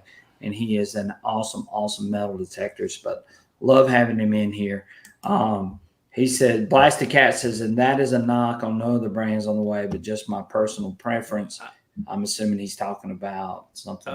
He said, don't even bother with the Quest. I beat the paint off that thing with the WS2 target for target. I put the hoodoo voodoo mushroom clouds on that thing. Right. Edward G, here you like this, Calabash. So this will tell you, how we have, some effect on what's going on out here. Edward G says Calabash was at war with Delic when I bought the Legend, but I was still watching his videos due to the information he shared about the detecting field. How about that, Calabash? Yeah. What a great compliment. Cease fire. I'm glad that. Yeah. I've got. Bill Boggs says, dig the iron, reopen those hunted out. Reminds me of World War II. World War II, a lot of the people we fought with become allies. And Calabash I think Calabash can admit to this now. Calabash knows that even through all of that, Calabash, what did I tell you to do with the Legend? Show it. Keep showing it. Keep showing it. Yeah. Well, it all worked out, man. Right, it did. It worked out great. Ohio Fred says, can you explain magnetic ground settings on the XP? Is he talking about on the beach? Is he talking about on the beach program? Is that what he's talking about? I don't know. He didn't say. On the beach program, I just run it on. I've not really found anything, off it. Now, you got that ground, what's that dang thing called over there in the, what's it called, Michael, over in the ground balance section where you can run it up? The ground stabilizer. I kind of just leave it where it's at, but I do know that there may be some benefit if you can get away with it of lowering it down a little bit, but I kind of leave it where it's at. The machine performs really good in unmasking for me. That I did try it on the beach, Teach. You remember when I tested it? Yeah, I tried it on and off, and I found that the machine, even on the Myrtle Beach scene, doesn't have a whole lot of black sand. did a whole lot better with it on, in my opinion. Right. I didn't really see any depth changes, but I did see a stability change with the magnetic on. I got less faults in with it. Right. History Digger says glad he could join. Glad to have you here, Rob. Dude, we've been on. Well, I'm we're sorry, getting ready to get off in just a second because how many you got in here? We got almost 50. Oh wow. Right. Yeah. I hunt in all metal all the time, no matter what machine I use. Not another bottle top says have a great new year. It took me a minute to read all of that. Yeah, I had to look at that. What's that Yeah. say? Not a Well said, Surfside Dan. Everywhere. Thanks. Hi, Fred said thanks so much for the information about the magnetic ground setting. So, guys, one thing that I want to leave you guys with, and we're gonna check out of here, is that these machines, whether it be the Manticore, whether it be the Equinox, MindLab makes a great product, and Nocta makes a great product. The Equinox 900, 800, 700, 600 are all great machines. Calabash and I, Michael and I, we're all going to be showing these machines to try to give you the best informative information that we can possibly give and help you guys. You guys are the ones who determine those decisions, not Calabash, not Michael and I.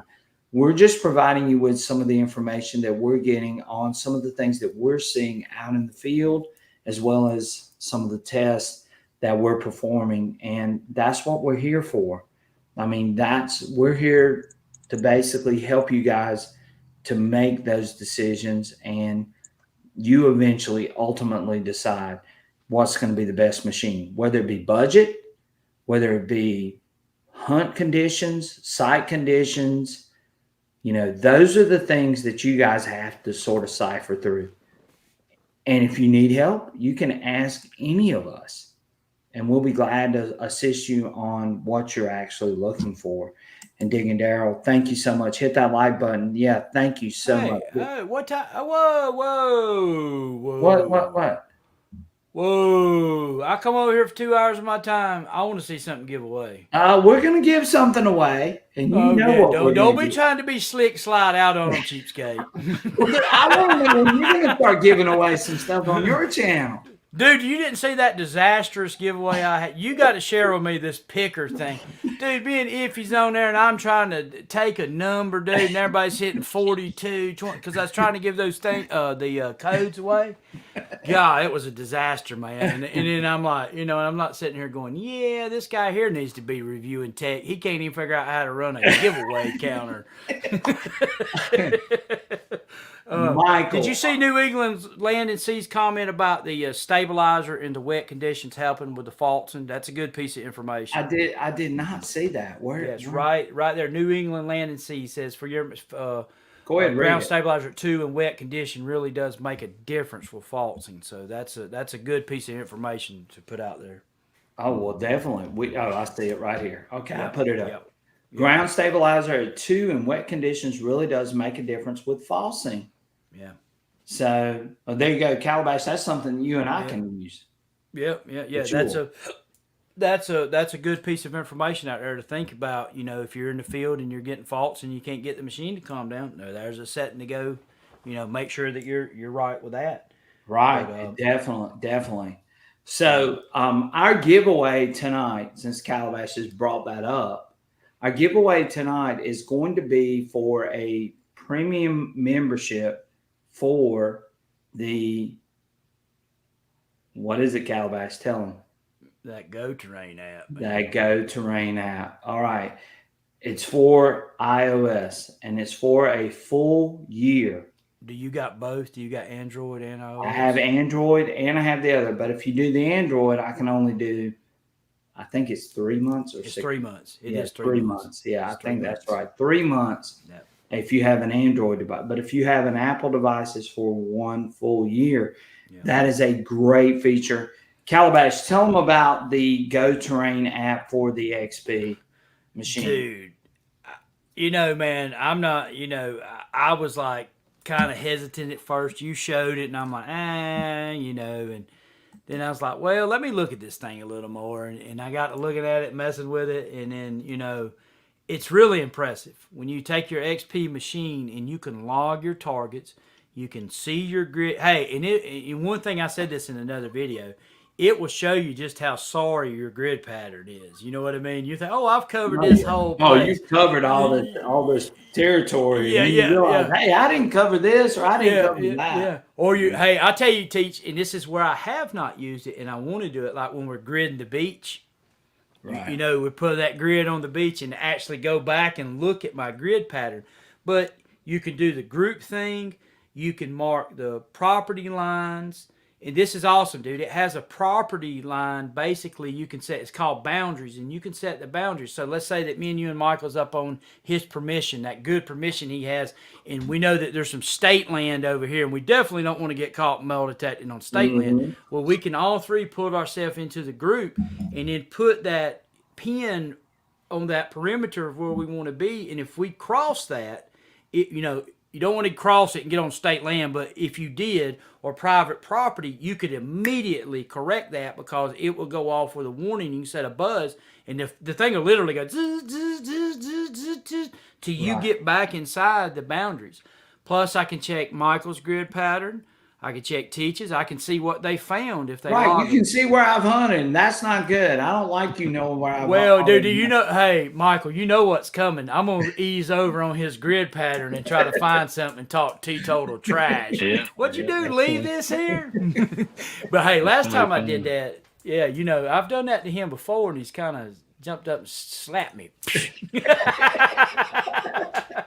But, yeah, dude, it's a really cool feature, and I know that it probably needs to be it's one of those things that we actually probably need to talk about more, right? Because it's really just that cool of a feature. It's not just cool, it actually has a lot of practical application. Let me tell you something. It is very useful in what I'm doing right now. Right now, you guys, some of you guys know this, and Surfside Dan knows this, but we're actually out gathering artifacts for a museum, and we're trying to mark where we've been, where we haven't been, where there were targets, where there weren't targets, and we're trying to mark all those locations. And with this app, we're able to do that. With the Go Terrain app, we're able to go through and we can see where we've been, where we haven't been, what those targets were. And with the machine and with the XP Datus 2, we can actually see the target IDs for those particular targets. Let me interject just something there real quick. If you're on a super trashy site, you may want to put it in push mode, and that is where you manually tell it with the remote to record that target. If you don't, Teach seen what happened to me on the aluminum, you'll have hundreds of dots in there. So that's just one thought. That's just one thought. Yeah, you want to do it with the push. If you do it with auto, you won't even be able to tell where you. I mean, it'll just be so many targets. But it is a great application to have and install on your phone. I'm going to give away 1 free year with an iOS, 3 months with an Android, and we're giving that away because XP is an awesome company, by the way. And we want to make sure any of you guys that have XP products, but you can use this with other than just XP products. Go ahead, Calabash. So this is with the premium membership. So I have a storage. I don't know if it's a cloud or whatever XP's technical deal is. But you see this is the hunt that we pulled. I just went in and this is stored. Is it a cloud, Teach? Is that where XP is? It goes into the cloud. And here's the other thing too, and Calabash hadn't said this too, but you can actually take a picture of the art. If you dig the target and you find the artifact, you can take a picture of it, and it will have it marked exactly where you can mark it with a video too, dude. Exactly. You can actually a video. You can make voice a with it, or you can voice over. Yeah. If you want to talk about the detail. Okay, I was out here today on December 22nd, 2023. The temp was 40 degrees. It was raining, so the soil moisture. I mean, you can record. it's a very practical tool, you know. And this one, Michael, I mean, I don't know what you think about it, but I'm impressed with this one right here. Yeah. This Michael, is impressive. Have you tried the Go Terrain app? I have used it some, and yeah, like you said, it helps with the grid pattern. Shows where you've been. You can mark your targets. You know, we had that question about the Extreme Hunter, and I know you were checking into that. Right. If it would sync with that, we could mark the targets. Yeah. Well, and believe it or not, I actually did get an answer back from XP. Calabash, you might want to hear what this. did it tell you? Yeah, what did it They tell you? said that, hey, yeah, you can mark the targets with it. The only problem is that it's not going to show the ID on it. It will only show a 99 with the target. Right. Well, you can go in and manually put it in. Yeah, you could go in and change it, but it will mark where you found that target, and it'll show up a 99. And Well, if that's you can fine. if you can go back and change it, then that's great. Yeah. I haven't done that yet with the Extreme. Well, you got that place where you can put in your information in it. You can do a little voiceover, whatever you want to do. But you gotta see. Hey, look at that, Teach. Look at that disaster. That's 288 targets. Was that on push or auto? That was auto. I let this do the auto. Yeah. Because I wanted to show how much, you know, and that's where the large cent come from, and the 2 military buttons that Carolina Digger got. But that's horrendous. It reminds me of that time we went to Charleston, and you know he had that site down there that had all that modern trash. Right. It would have been terrible. but you can. But long story short is you can save your activities. You can resume your activity if you don't cancel it when you go back out there. But you got all that storage and all those previous hunts that you can store. So it's pretty cool. Well, XP is pushing the envelope of providing you with as much information and as much things that they can do to sort of complement their machines. Yeah. But even if you don't have an XP machine, you can still use the Go Terrain app. And that's what's so amazing about it. Yeah. Now, it's not going to tell you the target ID, but it will tell you the location. You can mark it. You can put a picture with it. You can still do all of those things with this Go Terrain app, which makes it very, very special, I think. And especially when you're doing what I'm doing, when you're going through a site systematically and you're looking for targets and you're looking for concentrations of iron and you're looking for those things, then this app is fantastic. So what we're going to be doing tonight is we're going to be giving away a premium membership for 1 full year, which will give you access to the group activity as well as your single activity that you'll be able to use and mark those sites and mark your path and so on with this app. So that's what we're giving away tonight. Whoever wins tonight, I will email you the code. You'll put in the code, sign up for the app, and you'll be good to go. And you will have access to the premium membership, which is $10, $9.99 for a year. But it's a great app, a great thing to have, a great tool to have. And like Calabash said, and guys, if y'all want to see a great video, check out Calabash's video with the Go Terrain app. It is an awesome video, and it explains it thoroughly in that app. They did really good with that, Teach. They did real good with that. That's one of those things that hit the market, and I'm like, another, app. I don't know. And then when I started using it, I'm like, dude, I really like it. I really like it. Yeah, you understand it. Definitely, for sure. So we're going to give away a free premium membership for the XP app. Thank you so much to XP for you guys that are tuning in right now. And for you guys that left, you just missed out on a great giveaway for a premium membership because this is an awesome thing to have in your arsenal and to be able to go out to sites that you've already hunted and be able to find those particular things. So this is going to be a great, great giveaway. So if you want to get in on the app, all you have to do is type in go terrain, and that is going to be our thing. And I'm going to share that on the screen for you guys. We're going to share the screen, and here it comes right now. And there we go. So we got the go terrain. We're going to take this comment off. Hashtag go terrain. Can you draw twice with that, Teach? Yeah, I can draw. Yeah, I can draw. Put me down for one. I'll give. Okay, we'll do another drawing. We'll do one. We'll do one on mine, and we'll do one on yours. Okay. Okay. Yep. I got one for the Android and one for the whichever phone they got. Okay. Well, I'll do the Apple, and you do the Android. How about that? That's cool. That's cool. We can work. That'll work. So we got 4 in here already. And you get a free membership, and you will email me, and I will email you the code for that. And this is, again, guys, this is a great application. XP has done a great job. They're trying to provide y'all with everything that they can possibly give you to help in your metal detecting adventures and experiences with this Go Terrain app. There's no question about that. I wonder if we'll see this from, dude, I know that this has been talked about for years.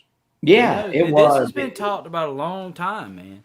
It has. In fact, it was talked about when I was doing Dig Stock.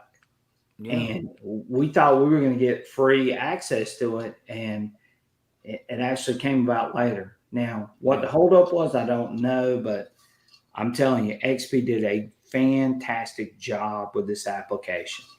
Yeah, they've got it nailed with their stuff that the accessories they've got with their detectors. They've got it nailed. This right here is just another one of those things, man. But it goes back to what you said. You can use this with. It doesn't matter. You can still set up your boundaries if you're using MindLab products. Exactly. Now, I don't know about you guys, but when I'm out and Teach gets a permission, or Michael or me get a permission, and if we go there, we don't want to go off of that permission's boundaries and cross onto the other property and pee somebody off and run the chance of. And look, it can happen because you look at a map and you see the property lines. How many times have you done this, Teach? You say, here's the property lines. Then you're detecting, well, that's skewed because they've cut these pine trees over here. Now it's clear cut with bushes as high as your chest, and you don't know exactly where it's at. Well, you go in there and you put those property lines, and it might save you, just for that alone, it might save you from getting kicked off for permission for going outside the boundaries by accident, you know. Well, and Calabash, you know this. I mean, being able to see where those boundaries are, and you can set up the boundaries on the app. You showed that on your video. Yeah. You can set up a whole an area. Where you can actually indicate what area. Yeah, the whole area. Yep. And Michael's got a good site that if you went too far in one direction, you could possibly go to jail, couldn't you, Michael? Yeah. You could be on state property or federal property. So he's exactly right. Could you see them have me, Southern Relic Adventures, and NC Relic Hunter on the front cover of the page with metal detectors because we accidentally ventured on the federal property? Truck confiscated, metal detectors confiscated, $100,000 bond, relic poachers. There goes our whole reputation. There you go. We're done. All right, let's do this drawing. It looks like we only got 6, even though we got almost 40 some people in here. We're going to do the drawing. I'm assuming that it looks like most people have probably already signed up for this. Test Ridge Digger just got in. We're getting ready to cut it off. Could you hear it, Teach? What you boys in here for? Well, I couldn't resist the temptation of finding that musket ball. I had to venture over that damn musket ball got us. $100,000 later, it got a musket ball. All right. Are y'all ready to draw? Yeah, I'm ready. Yeah. I think we got everybody. We got 17. Yeah, he told y'all a lie too. We ain't gonna be in here that long tonight. It's 2 hours and 15 minutes. We're getting off of here. 2 hours. 2 hours is long enough. All right, so let's do our drawing. Here we go, guys.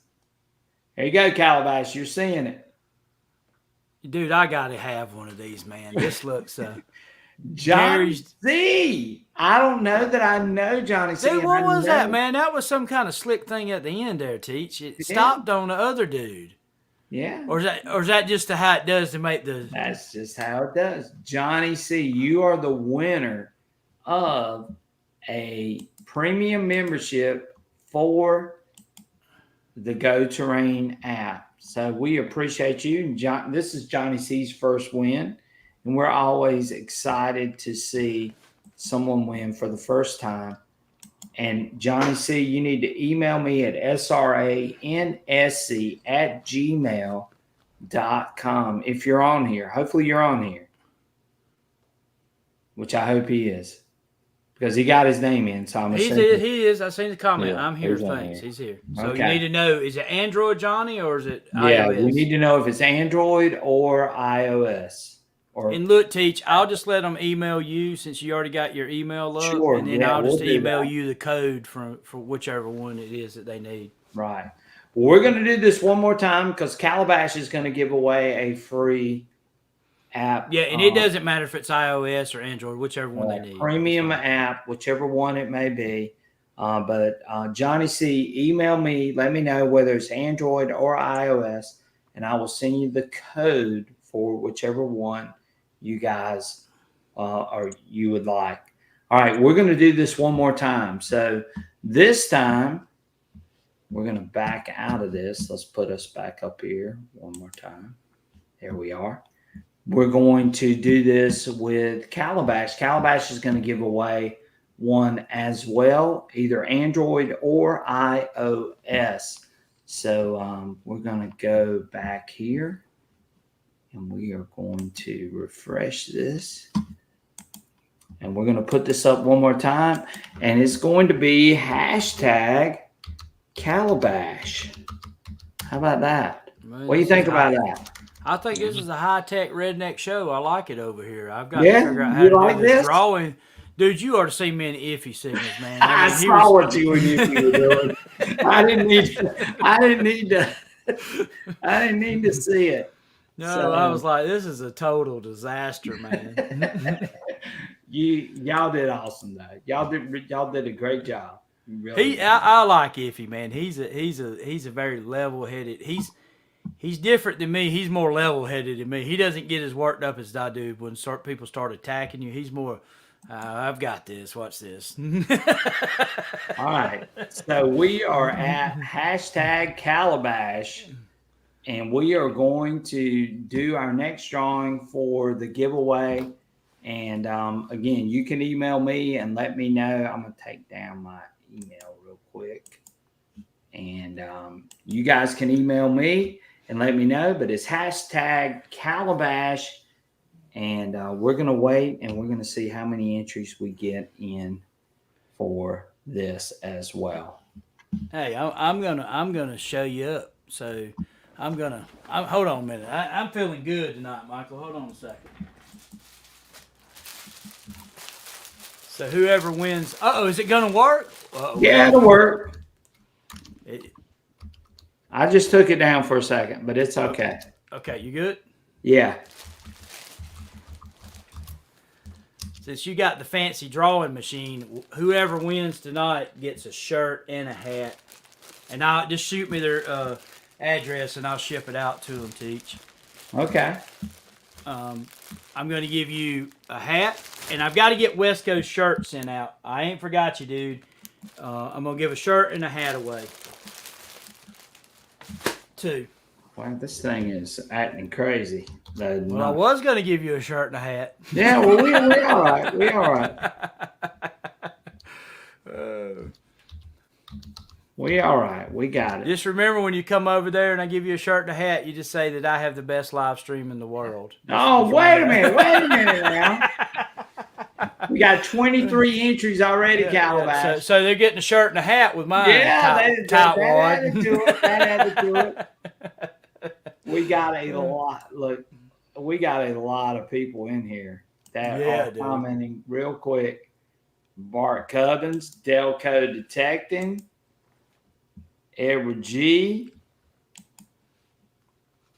Got a few. Surfside Dan, he says, Surfside Dan, he's already got a hat. Yeah. Hey, if Surfside Dan, you give him a shirt, I'll hit you back. If I know he wants an official XP shirt. Dude, these shirts are actually really nice. Those shirts But are really the problem is the French sizes are a little small for us fat Americans. Nah. I wanted to wear that shirt so bad, it looks like saran wrap on me. That's hilarious. I'm like, dude, I can't stretch it enough to make it work, so it is what it is. Giveaways it is. I want one. I'm probably going to have somebody make me one in about a big, tall guy size. Right. I'll take their shirt now. But it's got that little rubber emblem on it. Really nice shirt, man. It really is. Surfside Dan says he only wants the shirt. Teach, give that man a shirt. Surfside Dan, you got a shirt. Give him a shirt, Teach. I'll give you one back. Dan, don't let him do you like that, man. Whatever. I didn't get as many shirts as you got. I'll give you one back, dude. Give that man a shirt. Tightwad. That's hilarious. So we got 25 entries in here right now. Having a ball. Guys, thank y'all so much for tuning in tonight. Please hit that like button if you haven't already. We're trying to bring y'all the best information, give away the best giveaways on YouTube, and just have a lot of good fun. And this has been a great show for sure. Edward G says, I'm a big and tall guy. If I win, Surfside Dan can have my shirt. Yeah, dude, if you're big and tall like me and, it ain't going to fit you, I'm going to tell you right now, you'll just get your feelings hurt because you look at this cool shirt and you put it on and you're like, yeah. Now Ben Bob brought it up next. He says XP sizes are about half the size for us fat old guys. Yeah, it's kind of like some of the stuff I order off of Amazon from China, and it says I'll get a 4X, right? And I get it, and it's like it won't even go on my hand. I'm like, 4X and what? Who come up with this sizing chart? Blast the Cat said he slipped out, but his wife went to sleep, so he came back. All right, man. Draw it up. Y'all ready to draw? Y'all ready for the drawing? All right, Calabash, this is on you. All right. You guys are getting a shirt, an Android app or iOS app, whichever one you need, and a hat. There you go. Right. And if you don't use XP, I do have some Nocta stuff. Yeah, Ricky Bennett says, I bet Rudis would make a Calabash Digger shirt. Yeah, it'd say Calabash sucks. Delco Detecting says, show Calabash how to do a contest. Well, I can put you on the ban list, Delco Detecting. Let's do this drawing. Let's see what happens All right, here. how about it? This is fun. All right, here we go. Who's the winner? This is going to be great. A lot of people in this one. Who won? Chris! There you go, dude. You know what? If you want Teach, just have him send it to mine, calabashdiggeradventures@gmail.com. Well, I can forward it to you. Yeah, that's great. Too. That'll be fine. Fine. Again, Chris, congratulations. Chris is a very loyal follower. And he follows you too, Calabash. Yeah, man. We'll hook him up. So we appreciate Chris. Is Chris using XP or does he want Nocta stuff? Just tell me in the email, Chris, whatever you want, Nocta or XP stuff, whichever one. SRANSC@gmail.com, Chris, and send me that information. I'll forward that to Calabash, and we will get you hooked up with your free app, premium app, either for Android or iOS, and Calabash is going to hook you up with a shirt, right, Calabash? Yep. And Teach, forward it to my calabashdiggeradventures@gmail, my channel email, if you will. Okay, we got it. 100%. So, Chris, we appreciate you, buddy. You definitely deserve this free giveaway tonight. Well, guys, it has been a fantastic live stream. We've covered the gamut. We've had a great audience tonight, and I think everybody comes away from this live stream with a lot of information that they're not getting anywhere else. Teach, next week, if we do a live like this again, I'll pull some clips out of the M8 coil on some live digs. Maybe we have some 1 or 2 minute clips that we can run, and look at that, and maybe the LG24 on the Legend, and maybe some of the WS6 Master clips. If I get out and go back up and pull the experiment at the thing, maybe we'll have some clips that we can run in the live stream. Right. And I'm going to try to do some clips as well, Calabash, with the M8. I'm hoping to get out tomorrow. I've got a really great permission that I'm hunting, and you know where it is, and Michael knows where it is. And so I'm hoping I'll have some more information too on the M8 and showing you guys everything that I can, and teaming up with Calabash. Are you talking about the M8 coil, or are you talking about the Equinox coil, the 10x6? No, I've got the M8 coil. You got the M8 coil with? Oh, that's right. That's right. So I've got access to that, and again, I'm going to try to show some. I know you're going to try to show some, and so I think you've got the 10x6 on the Nox to compare to the M8 coil. I do. Oh, I sure do. Yeah. I mean, I've got an 8-inch. I've got either an 8 or a 9-inch coil on every machine to compare. That's going to be. I'm looking forward to those videos. That'll be interesting. Yeah. It's got some benefit, Michael. Like I said in the beginning of the video, it had a couple of things that I didn't like about it, but the pros, in my opinion, outweigh the cons by far. Right, and I think as we sort of head out of here, some great comments at the end. Thank you all. I appreciate everything you guys do. You guys are what makes our channel so special. And this is why we love what we do, because of the audience that we have and the followers and subscribers that we have. I think that's what makes this channel and Calabash's channel so special, is that we can come in here and we have these great conversations. Yeah. And it's not like any other live stream out there on YouTube. And that's what makes this so Surfside Dan's got something, and we need to talk about that real quick, and we skip right over it. Oh, yeah. Let's give a couple minutes. Real quick before we head out. Surfside Dan, share with everyone here what the Mind Lab engineers shared with you as far as setting up your machine before you start a hunt. And I know he'll respond real quick, and I'll share this up on the page. Detector 2 guns, as I missed it. So did the engineers? So did the engineers tell him a new way to ground balance? They did. They did tell him a new way to ground balance, and I want him to share it, because he shared this with me the other day, and he ground balanced and did exactly what these engineers said. And he walked out right out of the gate and dug 2 or 3 targets right off the bat, and they were nice targets. One of them was the thing that I showed you, Calabash. Yeah, this might be something super good with this. I've got to check this out. Yeah, well, he's telling us right now. He said number one, find clean ground. Okay. All right, so he's going to go through that. Wisconsin Tech says, thank you guys. Teach Michael, Calabash. All this information is the best, and we're trying to provide the best we can. Tim Man says, when is the Teach Calabash NC Relic Hunter sponsored bash stock going? There's your master organizer right up there. You know, I've thought about this. This guy right up there is your master organizer. Hey, you know, I was thinking about Teach this place over here, and I went over and looked at it, and the lady donated it to the college like they did down there in Georgetown. And now you can't metal detect on it no more. And they had a place, a thing there years ago. It would have been good. It really would have been good. But I would like to have one of those. That'd be fun, you know, to figure out what. But you got to figure out what the liabilities are of it too. That would be, you know, the legal ramifications. I'm waiting on Surfside Dan. He said number one, find clean ground. So Surfside Dan, give us the other part of that equation, because there's a couple of steps you have to go through. Okay. And Dirt says Michael has his silencer set too high in this show. Yeah, he can't get a word in edgewise with us, Joe Dirt. me and Teach are chatterboxes. I know I was talking a while ago. You know. Let me tell you something, though. I know Michael's being silent over there, but I'm telling you, this gentleman provides both of us with information that we take and we use on a regular basis. Yeah.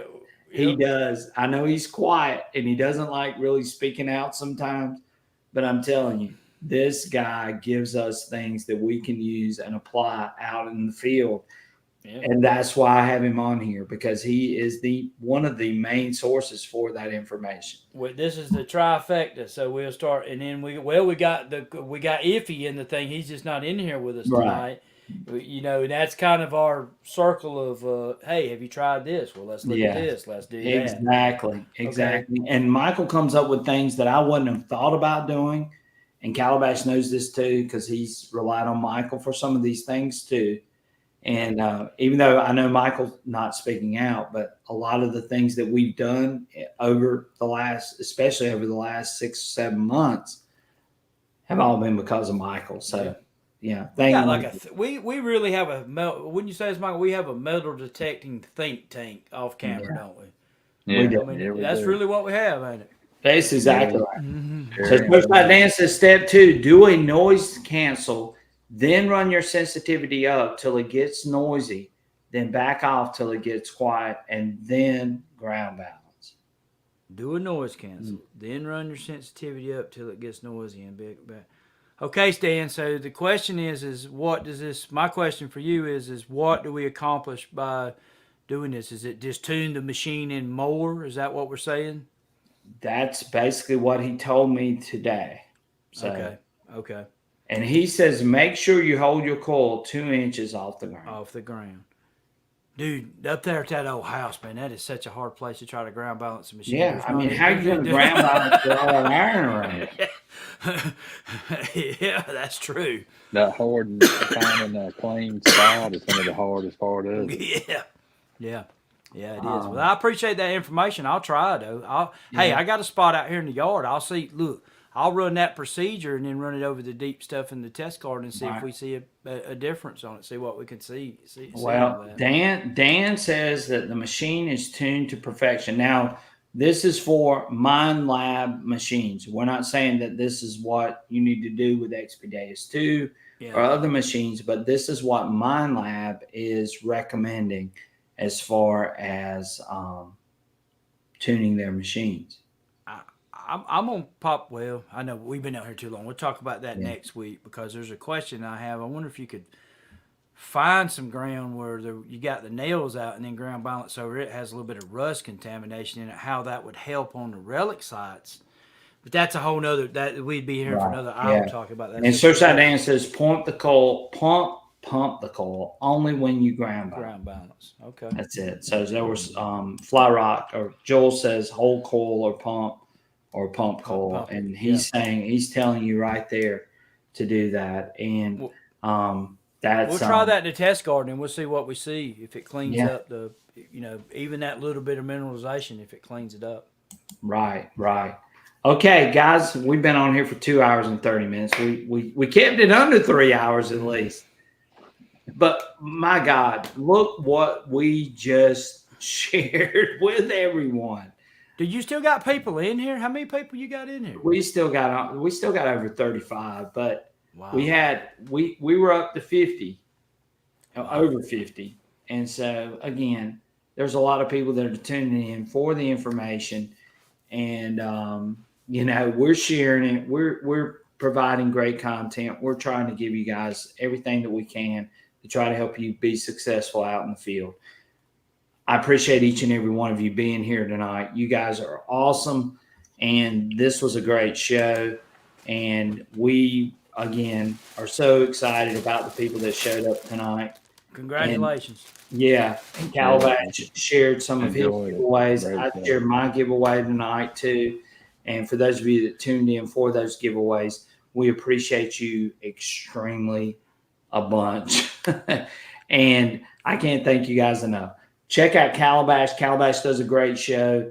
Michael and I will also be on board, over the next few years, months, as long as we need to be. Calabash will be here with us as much as he can. We appreciate him taking his time to be here tonight, even after he'd been asleep all day, and he woke up and we drug him out of the bed. Stay away from the flu bug. Yeah. Right. And Blasted Cat says, told you it would be 3 hours, laugh out loud. Y'all are good. Don't feed the lizards night. And we try. We're just trying to provide as much information as we can for every single person on here tonight. Thank you so much, guys.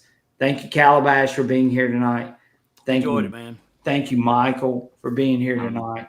We I enjoyed appreciate each and every one of you. Thank y'all. Thank y'all. Thank y'all. Y'all have a great rest of your week. Go out and hunt. Find some great, amazing things. Share those things with me, sransc@gmail.com. We'll be glad to. Check out Joel if you're interested in any of the machines that we talked about tonight. Joel is a great source to get those machines, get that information, get those things that you need. Check out Joel. His information and contact stuff is below.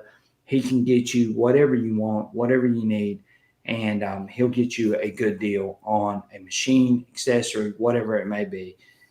Calabash, thank you again. Thank you for taking your time so much. Michael, thank you again for being here tonight. And we will catch you guys on our next adventure. You guys have a great night.